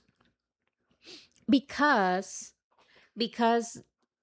if they really wanted, like, just focus on charts, forget about armies, just focus on charts, they would release TikTok hit after TikTok hit after TikTok hit with all songs with choreographies, very short tour, and just music video after music video and remixes after remixes. No full length album, nothing like that. But they found like a middle ground that works for everything. So I think it's great. They're being active on Instagram more now as well. They're very aware. Yes. And it's working so much. I'm glad that they moved from Twitter to Instagram. I think it works way better. Namjoon also spoke a lot about his anxiety. We know that Namjoon struggles with anxiety, so he was very honest about this with about his mental health on this interview. He said, "I really wanted to pretend like I'm okay and I'm ready, all decided, everything's great. I just can't wait. I really want to say that, but even more than that, I really want to be honest. I have extreme stress and extreme joy at the same time, and it's all always back and forth every time, every night. Maybe at the time the military felt too long for me. I just kept singing the phrase all the time, about forever is too long, a song, and I was just healed just by singing along to it." He did say in this interview, you can see it now on YouTube. It's called BTS's RM Talk About the Band's Identity, Fighting Demons, and the Meaning of Life. He did say in that interview, "I got out of that, the crisis I had last year because of all those environments I had. I got out of it physically, but mentally I'm just admitting it, that essential sorrow. I don't know what it is called, but it's always there in some part of my heart. I think I'm still in the middle of just meeting who I am. I'm maybe too sensitive, more than others, or I just think too much. Guys, he was so honest in this interview because he does say in the end, oh, actually, I have the clip right here. He mentions that he lives with this, he struggles with this, but at the same time, it's like, mm, he's okay dealing with it. Does that make sense? He says that life is worth living, and this sorrow, this pain is part of it. He explains it way better than I do. Wait, where's this sound? I just want to say one thing, like simply, in short, I think life is fun because it's not because I'm BTS or I'm a star in the spotlight. I think I think just life is fun and living is better. I thought we'd end with the meaning Amazing. I This was a very honest conversation. He talks about all of his anxieties and how this is constant for him. It's not something that he just goes through and it ends and he's now all better and that's it. Um he lives with it. But he acknowledges that it is part of life and living is better. Like this is the living experience. And he does admit that he maybe just feels too much. And I totally relate with that because sometimes when you think too much, when you feel too much, you get into these existential crisis moments or periods of time. But that is living, you know? So I just want to give him a hug. Yeah. Yeah, he really does struggle with anxiety, but I love that it's just when you think too much, you know? Um Part of songwriting, part of writing lyrics, you have to be honest, you have to feel things, and Namjoon just feels things too much, like a lot. Um but I'm glad that he still admits that this is part of living and life is worth living. That is why we can relate to BTS. Exactly. Suga also spoke about not just mental health, but physical health. Everyone complaining, your complaints are baseless, okay? Suga on prioritizing health, both physical and mental. We should enjoy ourselves. Before we were way too competitive. I feel like I'm in the rush to achieve our goals. We didn't care so much about our physical and emotional health. But now we can relax a little, especially since we're all older. He also talks about he says he's gotten over a fear of running out of lyrics he had confessed to in 2022. I've been focusing on stressing less about it.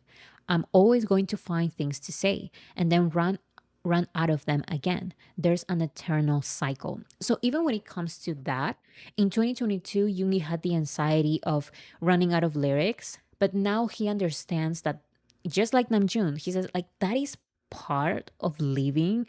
You are going to have things to say and then run out of things and then the cycle is going to start again. You're going to um find things to say again and then say them and then run out again. So I'm glad that they are realizing these things because that brings a little bit of comfort. So now, like Yoongi saying, um, they just want to enjoy themselves a little bit more. The amount of pressure he felt for this comeback, yes, this comeback. I mean, the members have said this.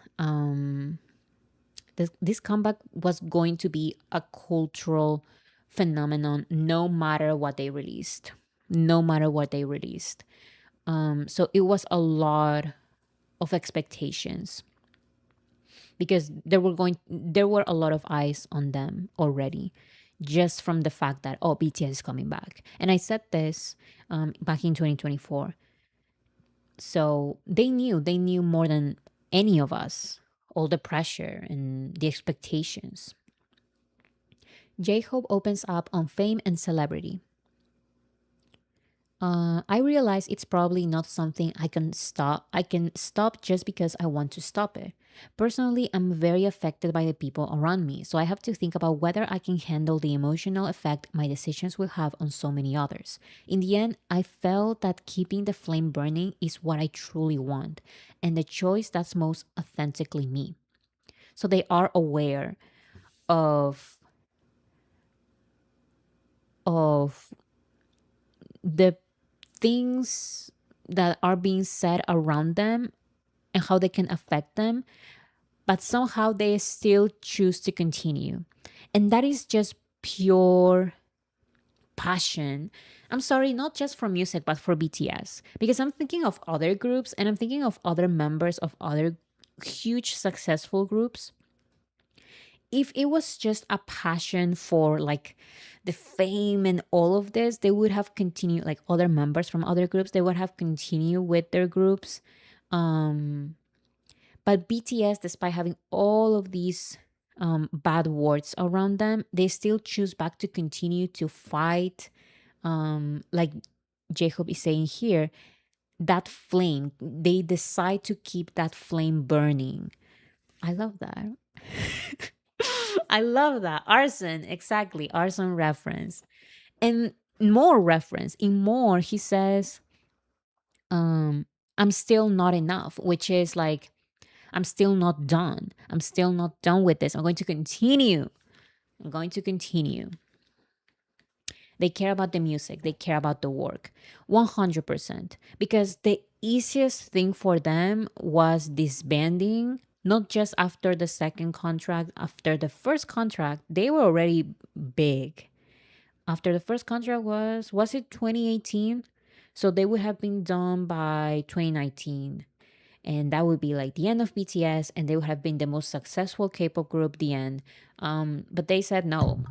We need to continue. Like even those bad words, those people being jealous around us and wishing us the worst.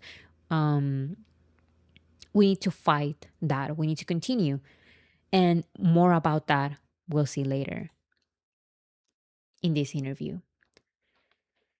Oh, exactly what we were talking about here.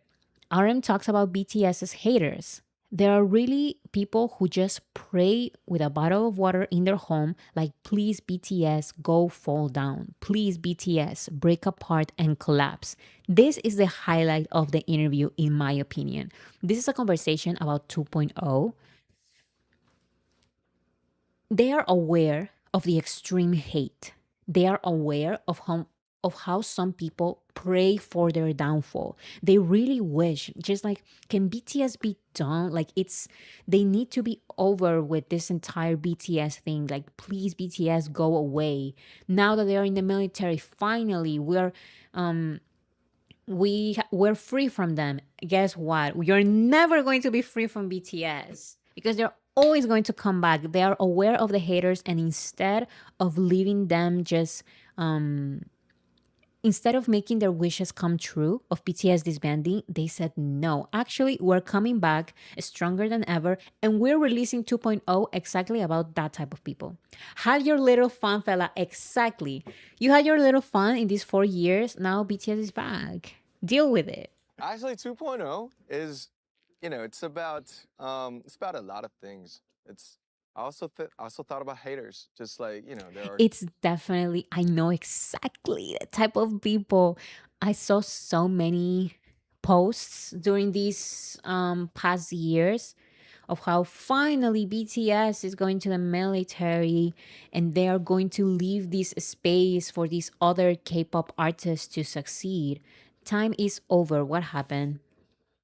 What happened? Still, I think there are really people who just pray with a bottle of water in their home and then just please, um, BTS, just go fall down. Just please, BTS, just break apart and collapse. I think there are people something like that. And you know what? It's crazy because we notice these type of comments with even with the release of Arirang, what the haters don't realize is that, you know what, continue with that. Continue with that because this is the fire that you create on BTS. This motivates BTS even more. So keep crying, keep crying, keep crying, keep whining, keep going because this is the result. So We're thinking about, it's like, okay, guys, for 2, 3 years, we have been apart, like, to all the ministry, and 3 year passed, and people are still, there are armies like waiting for us. The world is waiting for us. So you exactly, they know hate is our fuel. Exactly. At the end of the day, armies are waiting for BTS. The world is waiting for BTS. Even the haters are waiting for BTS. I don't understand how so many people who don't like BTS are so aware of everything that BTS does. Their hate is bigger than anything else. Their hate, they just don't want to see, they don't want to see other artists succeed. They want to see BTS fail. That's what they want. And I love hate. I have a love hate relationship with the fact that BTS is so aware of this. guys had your little fun, and then knock, knock, and pew, pew, oh, bye. That's it. I love that. Actually,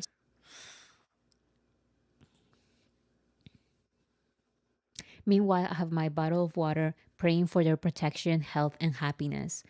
Me too. I found it funny because I don't have a lot of clips from the concerts, but I do have some, and monks were present in the show.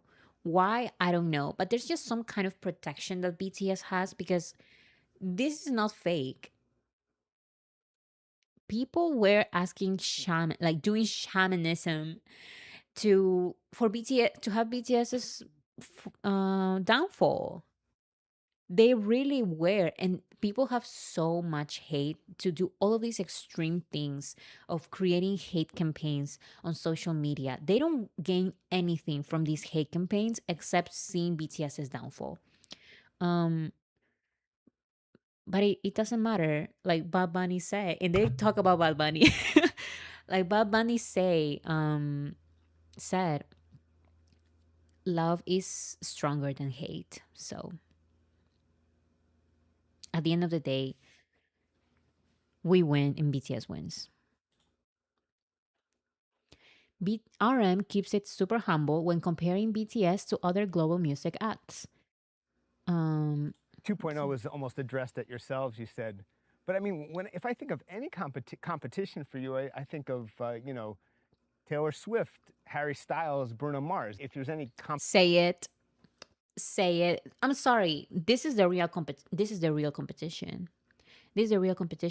No one has had no K-pop artist, any K-pop artist has had a number one song on the Billboard charts except for BTS or BTS members on the Hot 100. No K-pop artist had a number one album for multiple weeks in a row. No other artist, no other K-pop artist. They haven't done anything that BTS can actually do. Stadium tours to this magnitude? No. competition, that's who it is. they're greater artists than us. We're just so small. We're just a boy band from Korea. This answer is actually much more smart than just being humble. I need you guys to listen to Namjoon. Actually, I don't have it here, but in the interview, Namjoon's full sentences are, we are being compared to these acts, Taylor Swift, Bruno Mars, Harry Styles. But Namjoon, yes, he's being humble, but at the same time, he's pointing something out. The advantage that these artists have over BTS. Because at the end of the day, these are artists with a lot of privileges in the American music industry on the Billboard charts because they are signed to an American label, because their proximity to the Western industry is much closer than BTS's proximity to the Western industry. So Namjoon is doing something very smart with this answer, which is being humble. First of all, BTS is always humble, always, always, always. So they are being humble and also pointing out the difference, how much more difficult it is for BTS to succeed in the same industry. And even with all of these difficulties, BTS is in competition with this artist. That is the reality. That is the reality. Here's J-Hope opening up about BTS's biggest competition. When on 2.0, you know, you Here. 우리의 다음 스텝은 무엇인가? 그러니까 우리의 그 전의 모습을 어떻게 깰 것인가를 저는 좀 생각을 했었던 것 같아요. J-Hope was most concerned about how to break through their previous image. Absolutely love it because the interviewer did his homework and he's pointing out the things that I wanted BTS to understand. I want BTS to know this.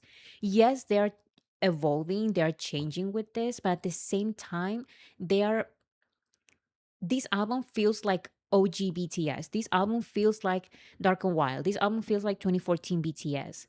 And BTS kept repeating this, like, if we change this much, we were scared that armies would find it like, wouldn't like it because this would not be BTS.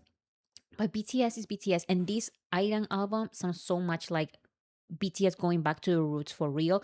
And the interviewer did his homework and he points it out. And when he does, the members are like, oh, like, thank you. Like, that's an interesting observation. Like, we didn't notice. And he's like, "Ah, finally, thank you so much." This interviewer is also very great. And thank you so much for pointing that out because I wanted BTS to know that. I wanted BTS to know that, yes, this album is different, but it's them at the end of the day. It is OG BTS. 그래서 사실 조금 더 여유롭고 뭔가 그냥 좀 가볍게 하는데 멋이 있는 그런 것들을 좀 추구하려고 많이 노력을 했고 그런 식으로 또 작업도 했고 2.0라는 곡이 So, totally. And 2.0 with the message and everything. I explained in my latest video here in the channel how it feels like they go with the same structure, maybe the same flow they had during Dark and Wild era, but now they feel more relaxed. They feel cooler. So there's a confidence because at the very beginning, they didn't have the confidence that they have now because they didn't have the experience. So Ariran feels like Dark and Wild, but with experience and with more confidence. And that makes it more cool. That makes it cooler, in my opinion. That's my analysis. BTS chat about the possibility of playing the Super Bowl one day. Guys, now I'm scared because BTS, we had this conversation last year. And it's such an interesting conversation to me because the members, from what we can see here, the members are aware of the politics behind the Super Bowl. So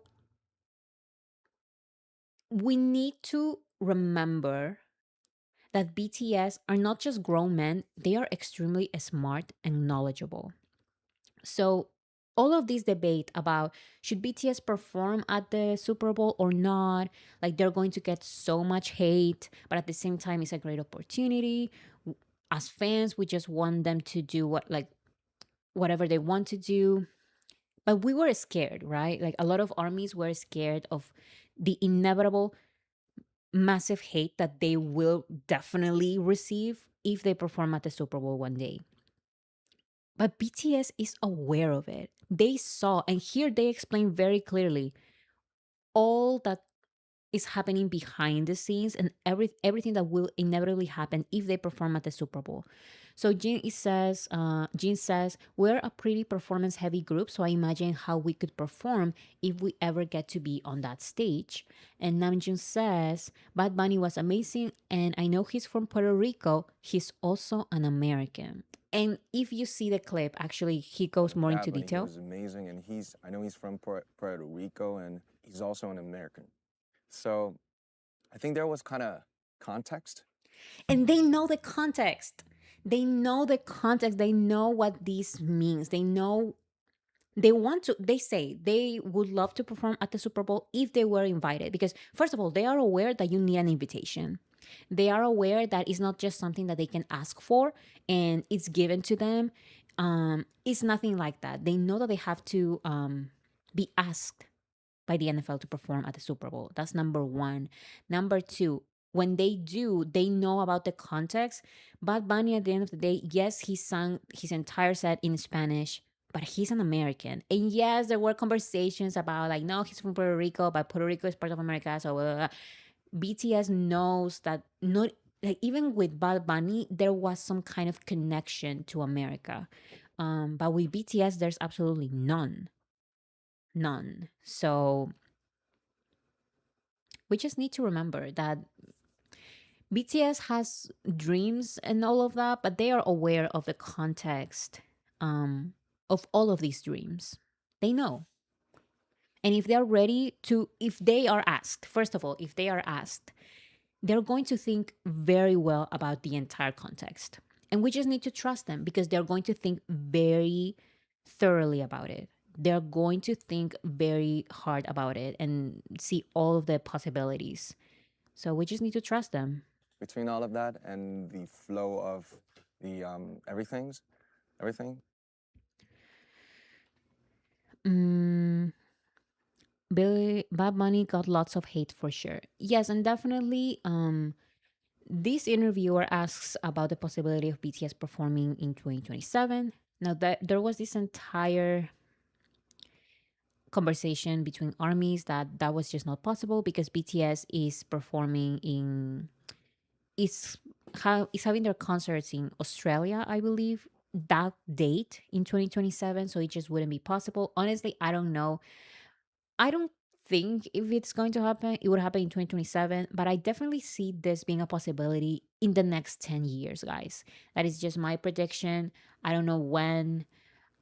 I don't know, but with Bad Bunny, for example, the Super Bowl is just talked about by politicians, by the president. And of course, in the case of Bad Bunny with this president, it was in a very negative way. Um, so I'm sure that BTS would really think about it if they were invited for 2027. But honestly, I don't know. But in the next 10 years, I feel like they will get invited at some point. But we'll see. We'll see.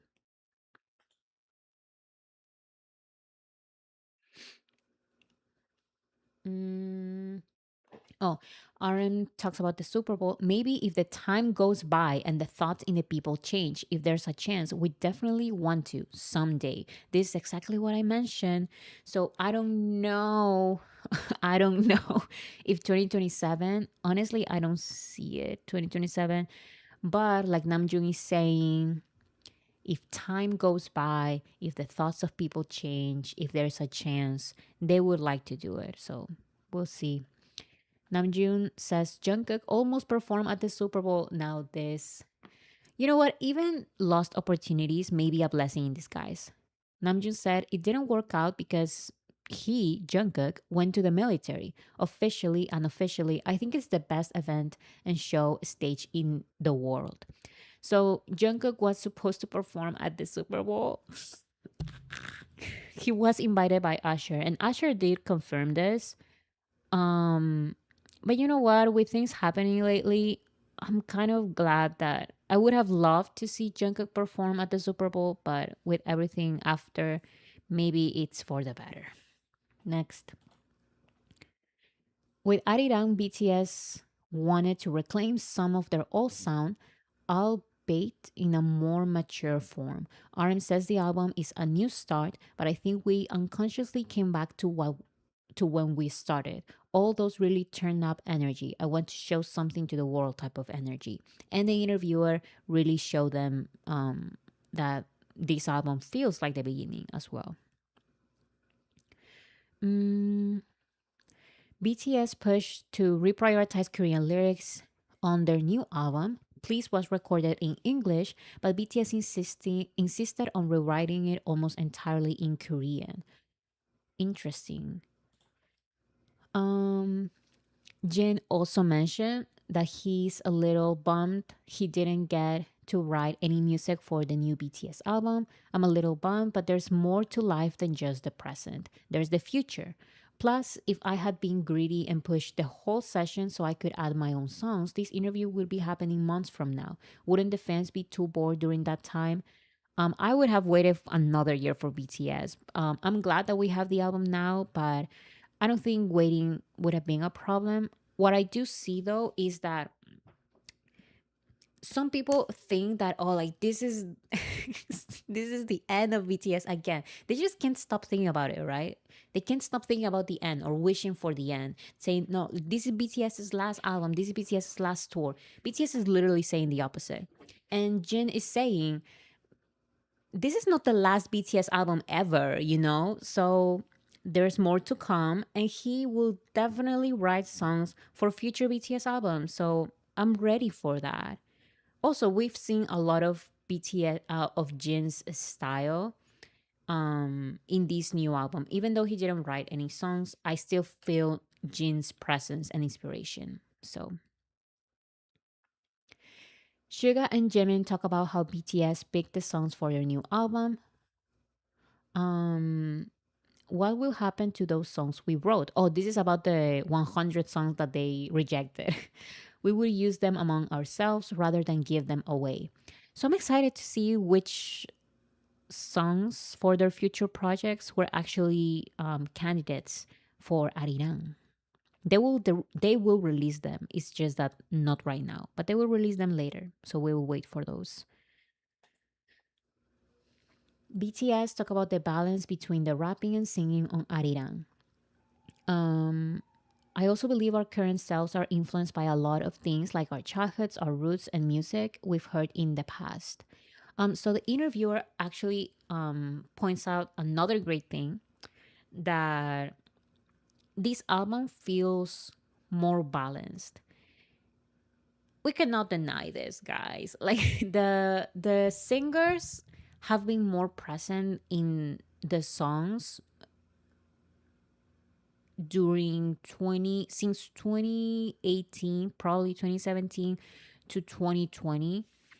um they just were the singers were more present, the vocal line was more present than the rap line. But with this album it feels more balanced. There's an equal amount of singing and an equal amount of rapping.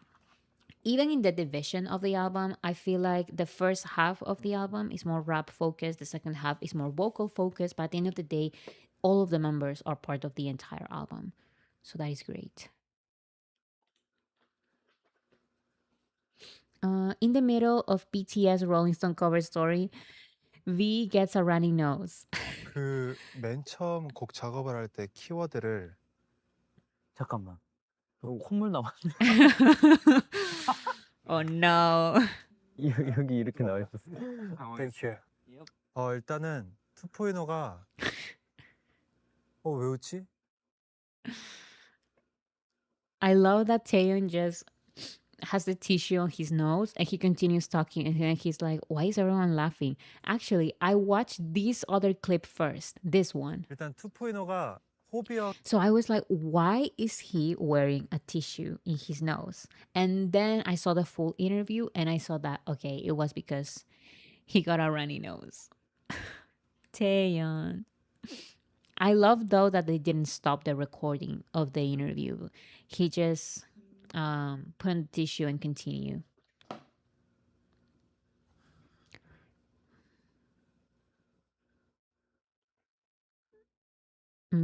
One second.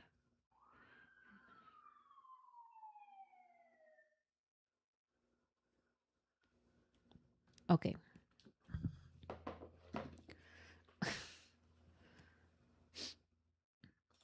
My mom wants to make huancaína. It's a Peruvian dish that is very delicious. And I was saying, I do want some.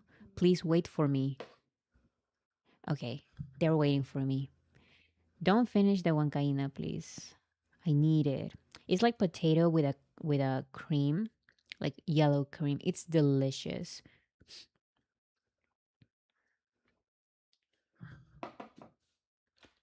BTS opens up about how Alien originally had a different concept. It was endless, but we suggested that we could change the lyrics to Alien, so we did, and it worked perfect. It worked perfect because endless is a little bit more on the basic side. With Alien, they are saying something about how they are aliens in the industry, how they are Korean working in the American industry, and all of this. So one chicken, una gallina. No, huancaína, not gallina. Save some for me. I'm asking them to save some for me because I'm on the live stream, and once I finish the live stream, I want to get some. So please don't eat it all. That's what I'm telling them. BTS talks to Rolling Stone about using arirang to body to body. This is what Namjoon said. It seems like making this album was Namjoon mentioned the conversation on the Netflix documentary about how first time like which is our head director. he was not so sure at the first listen of Body to Body if he loved it. And then first time, nah. Second time, okay, I'm getting convinced. Third time, I think this version should be like this. Goosebumps. Wow. Yeah. People J-Hope, of course, J-Hope, of course, he was sold from the very beginning.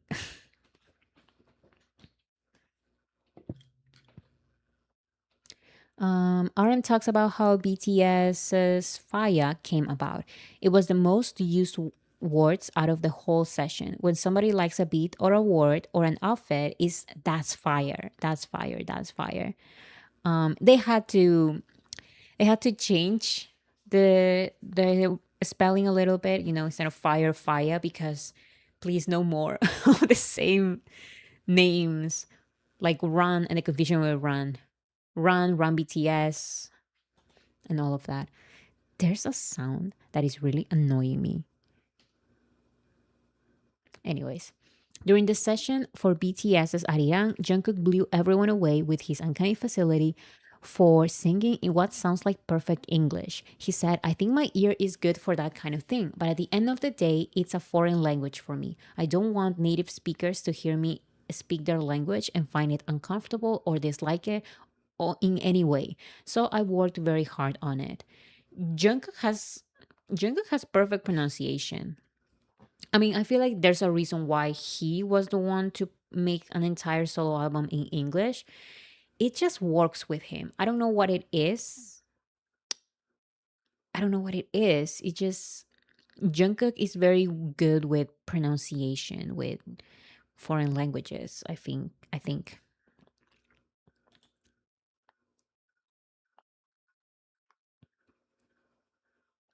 Jungkook, only if he was shy about his lyrics of Seven. Oh my goodness. 제일 안 부끄러웠을 것 같아요. 부끄러운 건 없었고요. 뭐 어때? 이런 느낌이었어요. Guys, please watch the full interview so you can watch this full clip. Is this conversation between the members of trying to like say what the song is about? Because some members were like, wait, what the song Seven about? Like what does Jungkook say in Seven? Like what is it? And everyone is like, it's like this word, it's like this. And Taeyong stops everything and he's like, he doesn't even say the F word because Namjoon says, oh, like, yeah, Jungkook said the F word, but they are still like what exactly? Taeyong said it. Taeyong said like, no, this is the song. This is the word. Taeyong didn't care. Taeyong said, no, we are speaking exactly that word. And I just love Taeyong for that.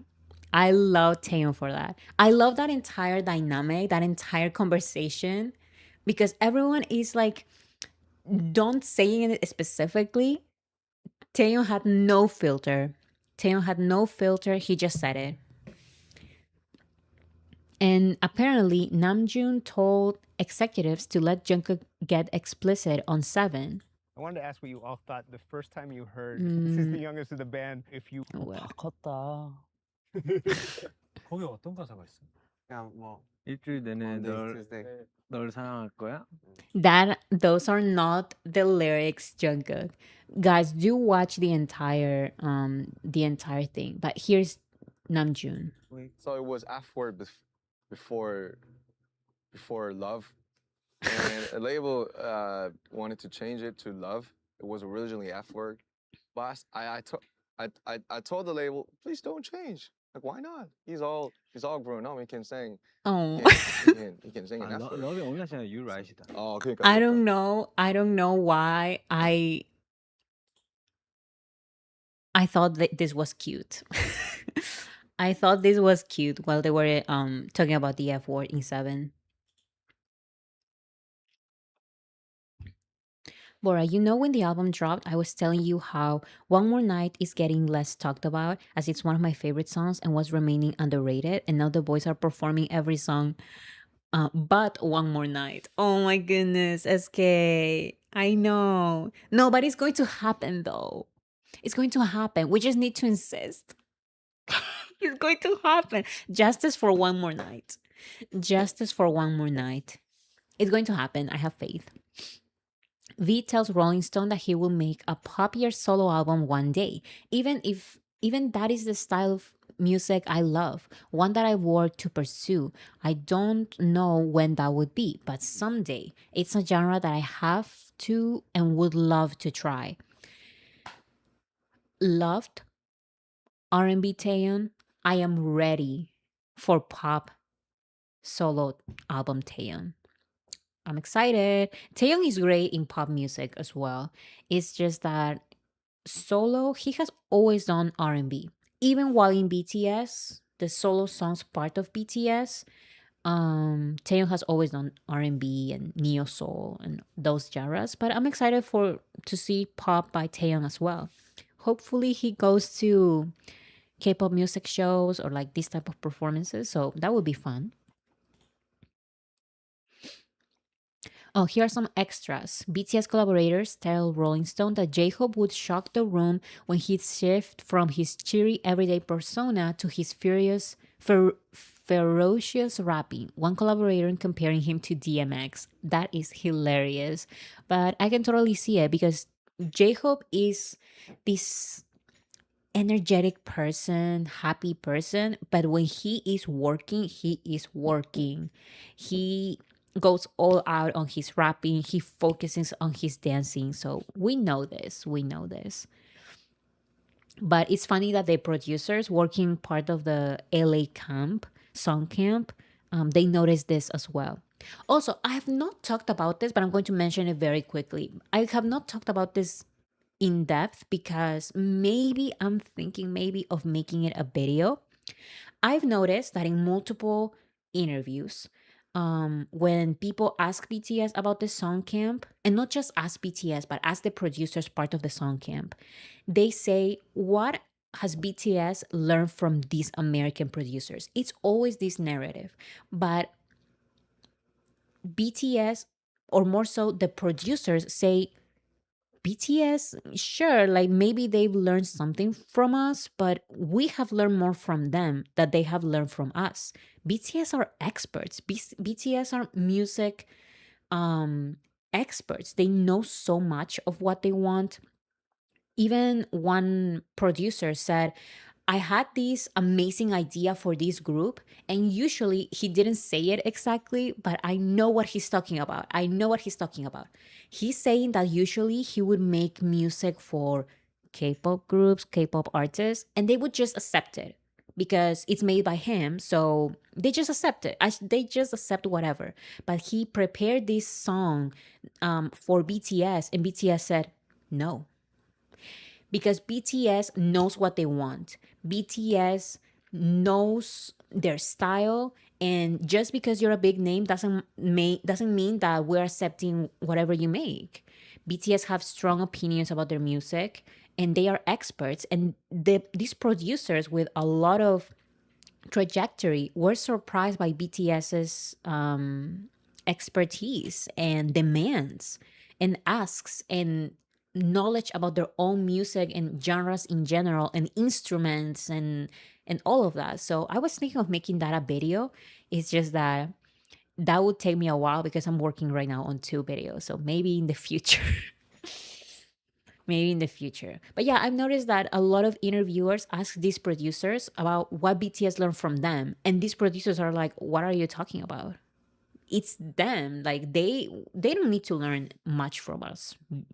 Really. They know what they're doing and they know what they want. Not like others who accept whatever. But anyways, that's another conversation. um BTS members agree that Jimin has the biggest vocal range of the group. Since we have members with higher and lower vocal ranges, finding harmonious balance there can be tough. Who has the highest range? Who can hit the highest falsetto? 지민이 아니야? 지민이가 지민. 제일. 지민이 너무 월등하게 높죠. 그래서 이번 앨범에 좀 고생 많이 했다고.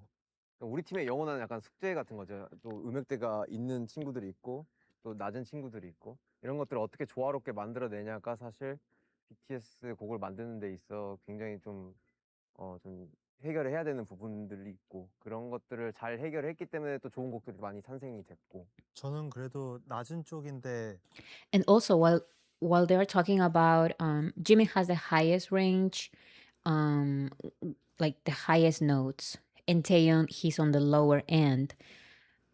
I've always seen, and this is just K-pop conversation, okay, but I always see this idea that BTS is not as good in terms of vocal line compared to these other K-pop groups, because these other K-pop groups they all have like high notes, and I'm so sorry, I don't want to see a group like that. Like, sure, it's amazing, and I'm not taking away from their talent. It's just that what I love about BTS, what makes BTS unique is that they have such different ranges.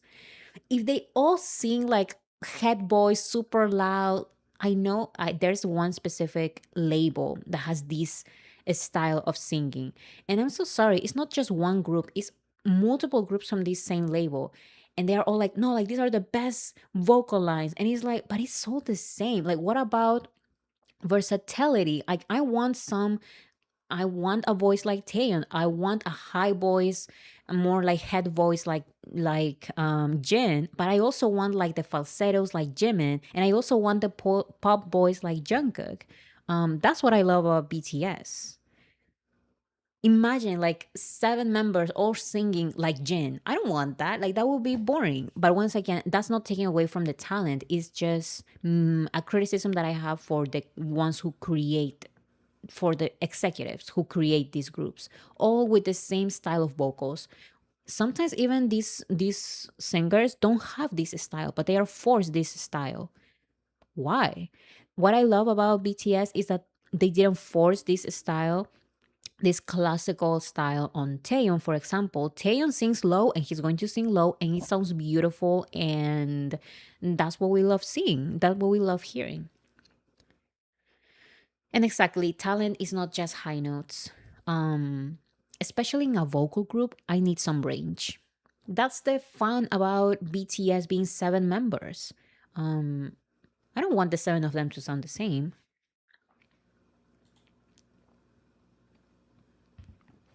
BTS on if they read the comments. If they read the comments. Suga responded, never. RM responded, sometimes. Namjoon is too deep into ARMY Instagram, maybe even ARMY Twitter. The likes of Namjoon on his Instagram. The likes of Namjoon. I just can't. I have some here that I will show.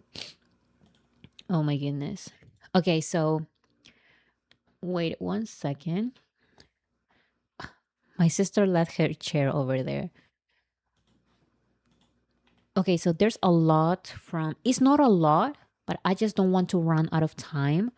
So I'm going to skip what I have. It's just not a lot, but I have some things about the concerts that I will talk about with my sister on Friday. But I really want to show these other things. So I will jump to those. He's deep in our business. He is. The things that he's liking, he's too deep into Army Instagram. Too deep. What about the Mike Will Made It quote? I skipped um a lot of quotes. What was the Mike Will Made It quote? He had something. He said something and I did see it. Oh, come on. Lady Pink, thank you so much. Hello, Bora. Morning, all. I'm lurking today, working for those BTS tickets. And let's not forget the merch. I have loved the live real time theater viewing. Super fun. Yes, there were Weaver's notices for the merch.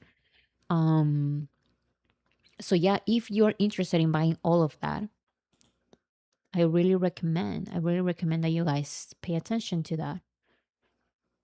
It's already out. The information about the merch is already out. So you can see it on the Weaver's notices. It was literally all of my notifications for hours because they release one by one. Like merch for this city, merch for this city, merch for this city. And I got the Weaver's notification after Weaver's notification. It was nonstop. Okay, let me show you.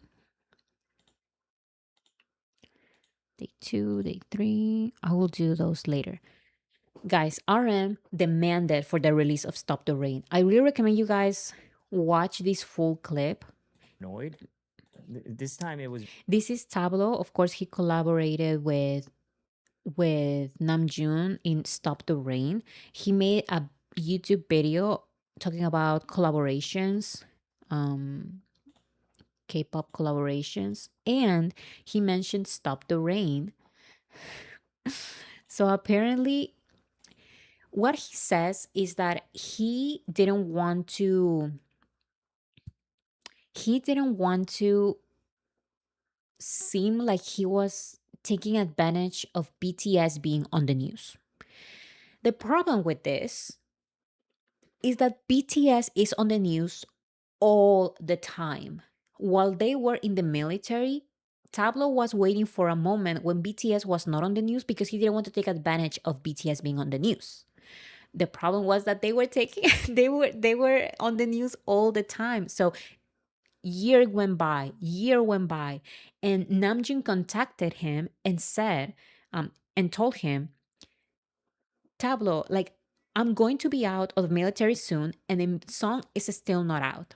And he explained to him, Tablo explained to Namjoon, no, it's because of this and the news, and your other members were also releasing music, and I didn't want to release music at the same time of the other members, and all of this. He was giving all of his understandable excuses. I just find it funny that he was waiting for a moment when the BTS members were not on the news, but he didn't find any moment. And he basically said, no, like, I'm fine with this song just being there for me. And Namjoon said, stop. Release the song now. I'm gonna have to re-record the whole thing, and I was like, okay. Wait. I'm gonna be so mad if it takes 2 years for this song to come out. And I was like, I'm gonna have to re-record the whole thing, and I was like, okay. I've been through this before. I've been through with this before with your friend, and I was like, all right, I'll release it, and then I released it. Guys, you have to watch his entire story time. It's hilarious. It's hilarious, and I can't believe that if it were not for Namjoon telling Tablo, you need to release it now, we would not get Stop the Rain. Because once BTS was out and working on Arirang, the song was never like years after, and like Namjoon said, he would have to re-record the entire thing, so he demanded that song to be released. He demanded that song to be released, and I thank him for that. We really needed that. This is the director of Come Back to Me, the Namjoon music video. American when this Korean phenomenal band is on a world takeover? Well, one, I'm so proud. So what he explains here, and I also recommend that you guys watch the entire thing. He explains that it was thanks to Come Back to Me music video that he decided, like he was inspired to make Beef season 2. Beef is this show. I watched the first season. I think it's on Netflix. It was the most infuriating show I've ever seen in my life. I need you guys to understand this. It is beautiful. It is critically acclaimed, and I liked it. I gave it like a 9 out of 10. It just was too real. The show is called Beef because there's beef in the show, and the beef was so real that I got infuriated. I hate this show because it's really good.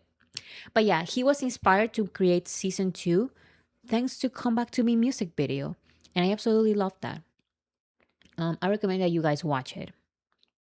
I have to finish Beef season 1. So good. It is really good, but it's too good. It's just I was genuinely pissed off watching that show. I hated every single character.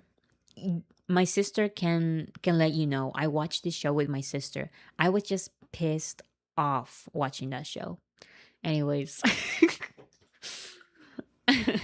Well, now I'm intrigued. Yes, and you know what? I'm going to prepare myself mentally to watch season 2 because I know that I'm going to get mad.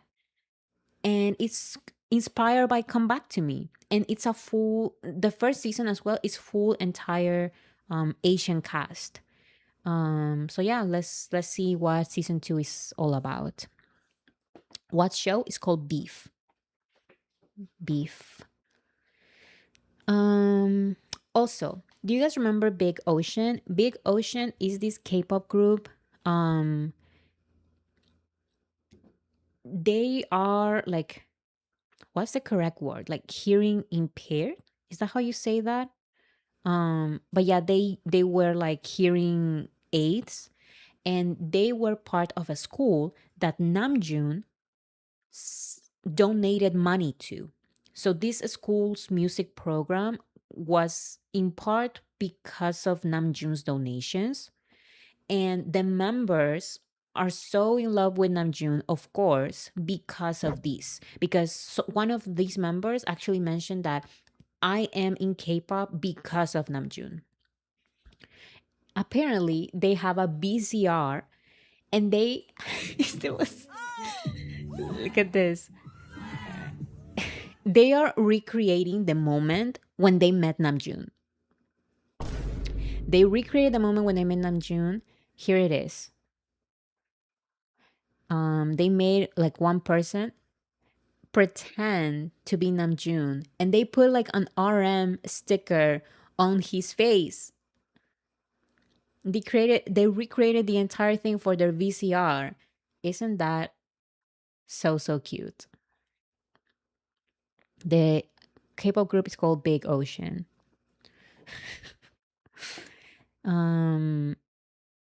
Deaf, hard of hearing, exactly. That is their group. That is not the concept of the group. How do I say that? They were hearing aids, and they are like hard of hearing. And I always, every single time that they appear on my TikTok feed, because they make BTS trends, I remember that Namjoon donated to their school, and some of the members are in music because of Namjoon. They said it themselves. They also did the Killing It Girl challenge. Yeah. And here we have Namjoon's pictures from the concerts. And there's one specific picture that he posted. This one. Namjoon posting this image which says, "When I seem so lacking and others criticizing, let's remember that even pyramids get malicious comments." And this is the comment: "Too much sand. Too much sand. He's done with all the criticisms people got against him and Tanis." I love that he shared that. Too much sun. Oh my god. So of course, with his little muletas, how do you say that? And here we have, okay, Namjoon is liking all kinds of posts. This is from Thai actors. They are all doing a lot of BTS trends. They're using BTS music from Arirang in a lot of their songs. I'm seeing more and more every day, guys. Celebrities using BTS's music. And Namjoon is liking all of them in masses. He's liking this picture and commenting. No, not commenting, liking. This is the response by one of the actors. I'm dying. I love you, daddy. Excuse me. Oh my god. And here's more likes. And it's just the most ridiculous likes ever, guys. Namjoon like this. Property and go to Korea, then open a bookstore in front of the Hybe building. This is how to what was it? Yes, leader Namjoon obsessed with you. How to make Namjoon obsessed with you.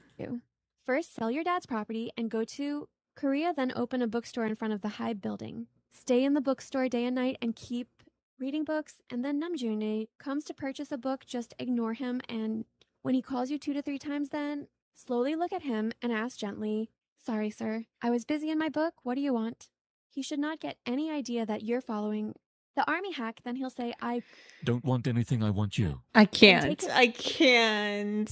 Why did Namjoon see this? Why did Namjoon like this? This is so embarrassing. This is so embarrassing. him into your car and fly back to Ur country."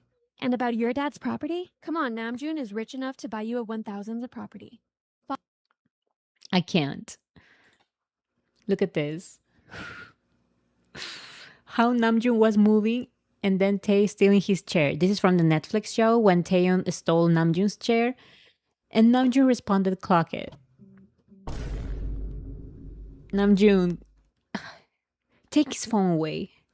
Namjoon, look away. Somebody take Namjoon's phone away from his hands.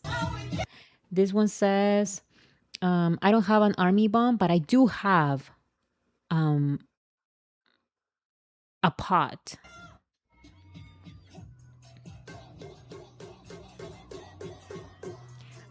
I can't. I can't. Namjoon responded with a laughing emoji. Here's another one. Oh my god. It says nothing, just a normal BTS interview. And it says Taeyeon, Hobi, Yoongi, Jin all talking at the same time. Meanwhile, Namjoon in the middle.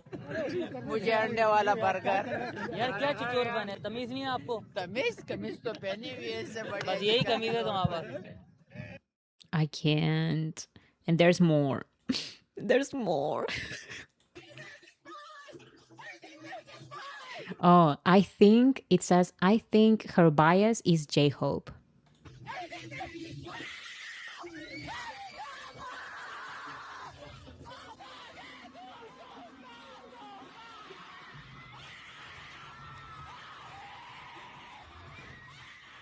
No.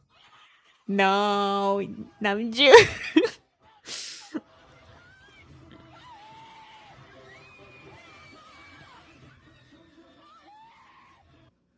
And Namjoon, of course, like this.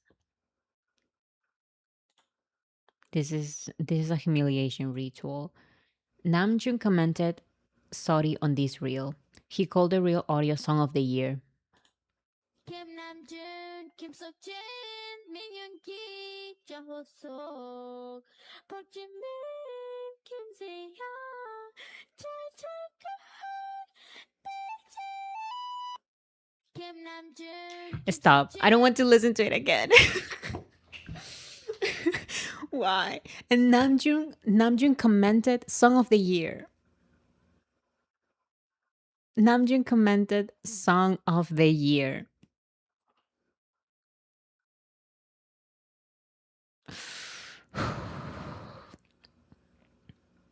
Namjoon is having a blast.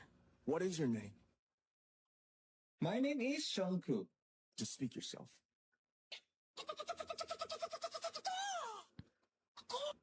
Not What is the your name? not the What Facebook is your type of name? videos. Not the Facebook type of videos. And Namjoon is liking them and commenting on them. This one was not found. Oh no, they deleted it. Better for me. Oh my god, guys. Namjoon, and these are just a couple, okay? There are more. There are more that are just as strange, weird, and Namjoon just keeps liking them, keeps commenting on them. Someone hide the thirst traps, please. What was he sent? What has he seen?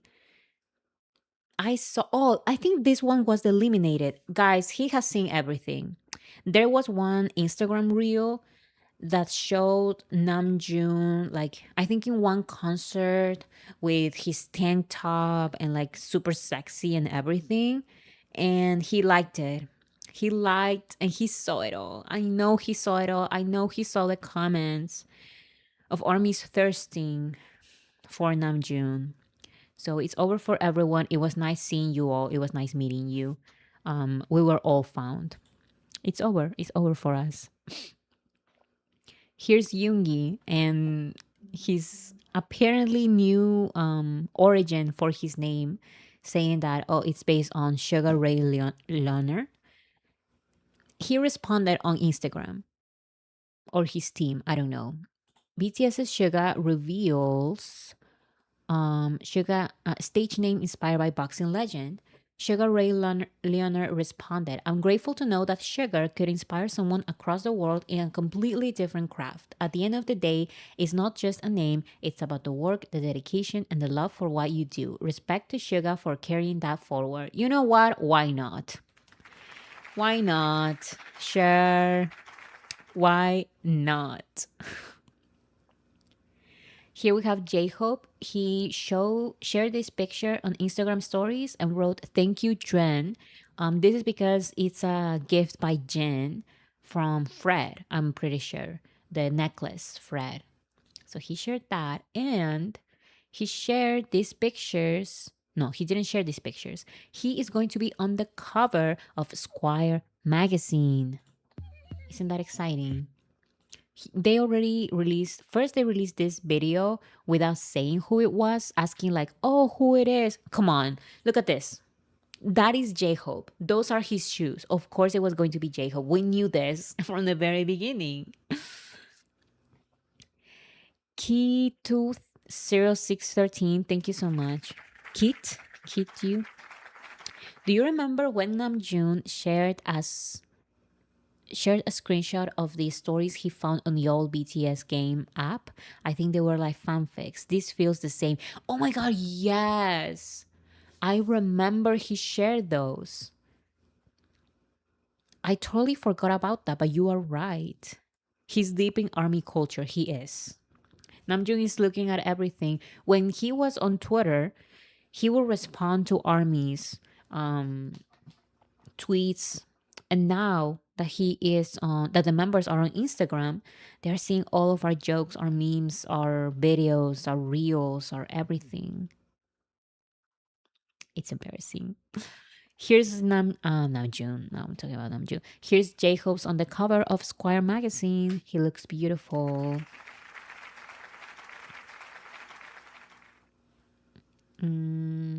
Jimin, not just Namjoon, by the way. Namjoon is the one who is liking and commenting the most on these weird videos by armies. But here we have Jimin, for example. Jimin responded to this video dressing just like Jimin Hyung from head to toe.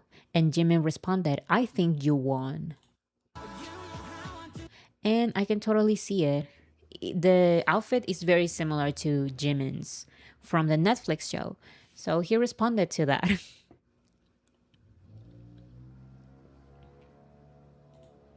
Here it is. I think you won. Taeyeon is also responding. Here are some of Jimin's Instagram stories. He wrote, today's weather is nice with these cute cats. And Jimin story, MC photo, MC photo. So I was so confused by this. Jimin, what is this? Jimin, what is happening? What is this? So I was unsure of what MC meant. Apparently, it's a combination of millennial and Gen Z. So saying like millennial Gen Z, it's a trend in Korea. Okay, that makes sense because I had to look for explanations because I was like, what does MC mean? He was probably cracking himself up posting this. Oh, most definitely. If there is something that the BTS members love, is taking pictures of themselves in weird angles so their faces look like all big in the camera. They love those. They think those are hilarious. So I'm sure he was laughing very hard while posting these. Did you see the reel where Army shared Yoongi's mistake saying don't let Hobie find this, but Hobie did find out? Yes, I'm pretty sure I have that in the concert section, but I don't have time to do that today, so I'll probably show it next time. But I did see it, it's very funny. J-Hope is even aware that armies are aware that J-Hope is like strict when it comes to choreographies. Okay, we have Taeyeon. Actor Taeyeon is back on new Compost Coffee commercial. I didn't get to talk about this last live stream. This is so beautiful. It's basically a short movie. Do you guys see it? If you have not seen it, run to YouTube and watch this Compost Coffee commercial. First of all, Taeyeon plays, yes, like a person his age, but he also does these scenes. He's like here. He meets like an old schoolmate, and then there he is, like back in high school. So he is a 30-year-old man playing a high school boy. And you know what? I see it, especially with these K dramas. These 30, 40-year-old men and women are playing like high school people. Look how beautiful he looks. It's a K drama. It really does feel like a K drama, even with the vibe of everything and the storyline of the commercial. So cool. And of course they get reunited because of coffee. For a half a second, I thought it was a full-length drama and I lost my mind. I got lost into it. I got so invested in the story. So there you go, Compost Coffee. Oh, and by the way, wait for it. There you go. The actress's name is Park Jimin. So I guess Taeyeon and Jimin are just soulmates in every single universe, even in the universe of coffee ads.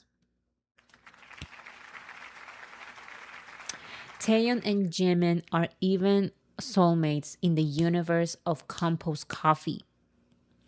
I love that. What a coincidence. What a coincidence. Jungkook commented on their Compost Coffee post that Night Our Decaf short film starring Taeyeon. He wrote, wow, if this came out as a movie, I'm sure I would have enjoyed watching. Jungkook, I totally agree. I forgot how much I loved actor Taeyeon.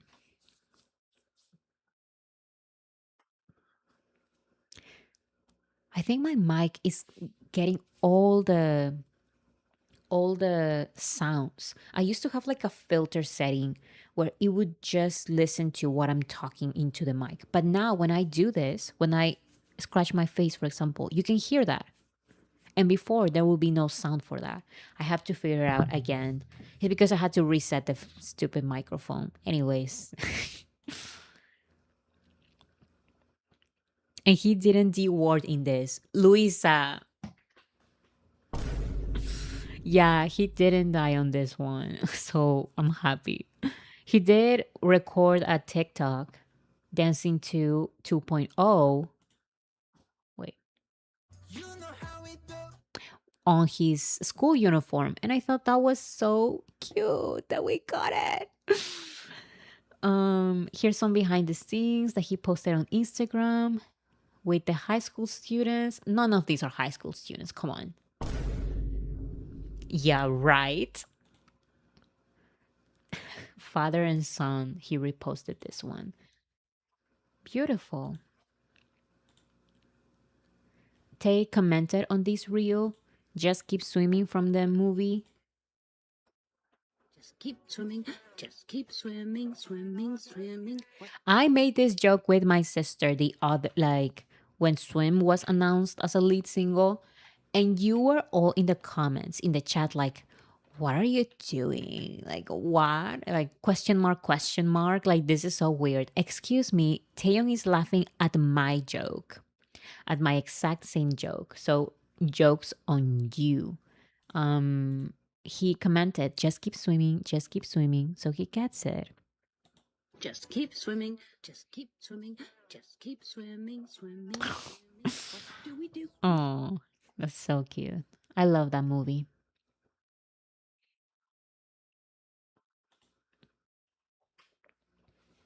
I thought of it immediately. Me too.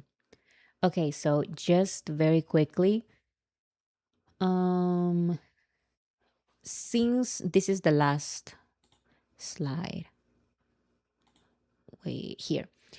So far, I feel like I'm getting closer to another star with the AMAs special.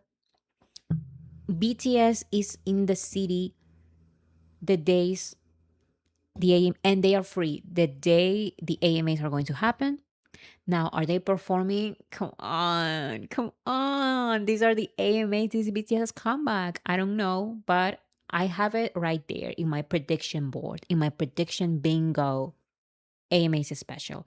So we'll see about that. I'm getting another star. I feel it. I know it. I know it. So before I go, guys, just a reminder to vote. This live stream ends and everyone is going to the AMA's website. I think it's called Vote AMAs. I have it right here. Here. Everyone go to voteamas.com and go to the AMA's Instagram so you can vote for BTS. The instructions are also on the website voteamas.com. So I want everyone going there immediately. You can vote up to 30 times, 30 votes per day per account. Don't go crazy and create a bunch of emails because they detect your IP. So be careful with that. Vote the amount of times that it's appropriate, and also vote on Instagram, not just on the website. Please remember this, to do this every day. Set an alarm. And by the way, there's no last minute voting. Last minute is now. The show is going to be next month. The show is going to be next month. So we have about a month. There's not a lot of time. We don't have months and months to vote. So let's vote, everyone. We have 3 categories: summer, song of the summer, best male K-pop artist, and artist of the year. Vote for these 3 categories. And yeah, that is all for today.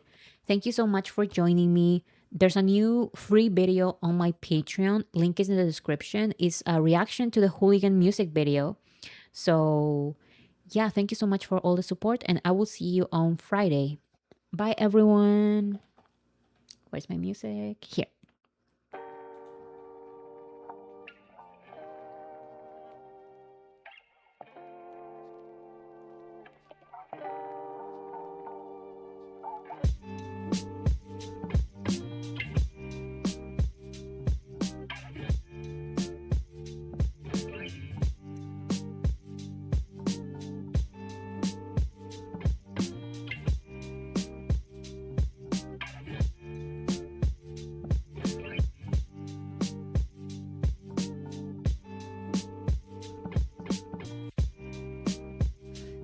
Wait a second. I'm going to do something that I've never done before, but I don't want to go without reading your comment. Hatsu Haru DCTA, thank you so, so much.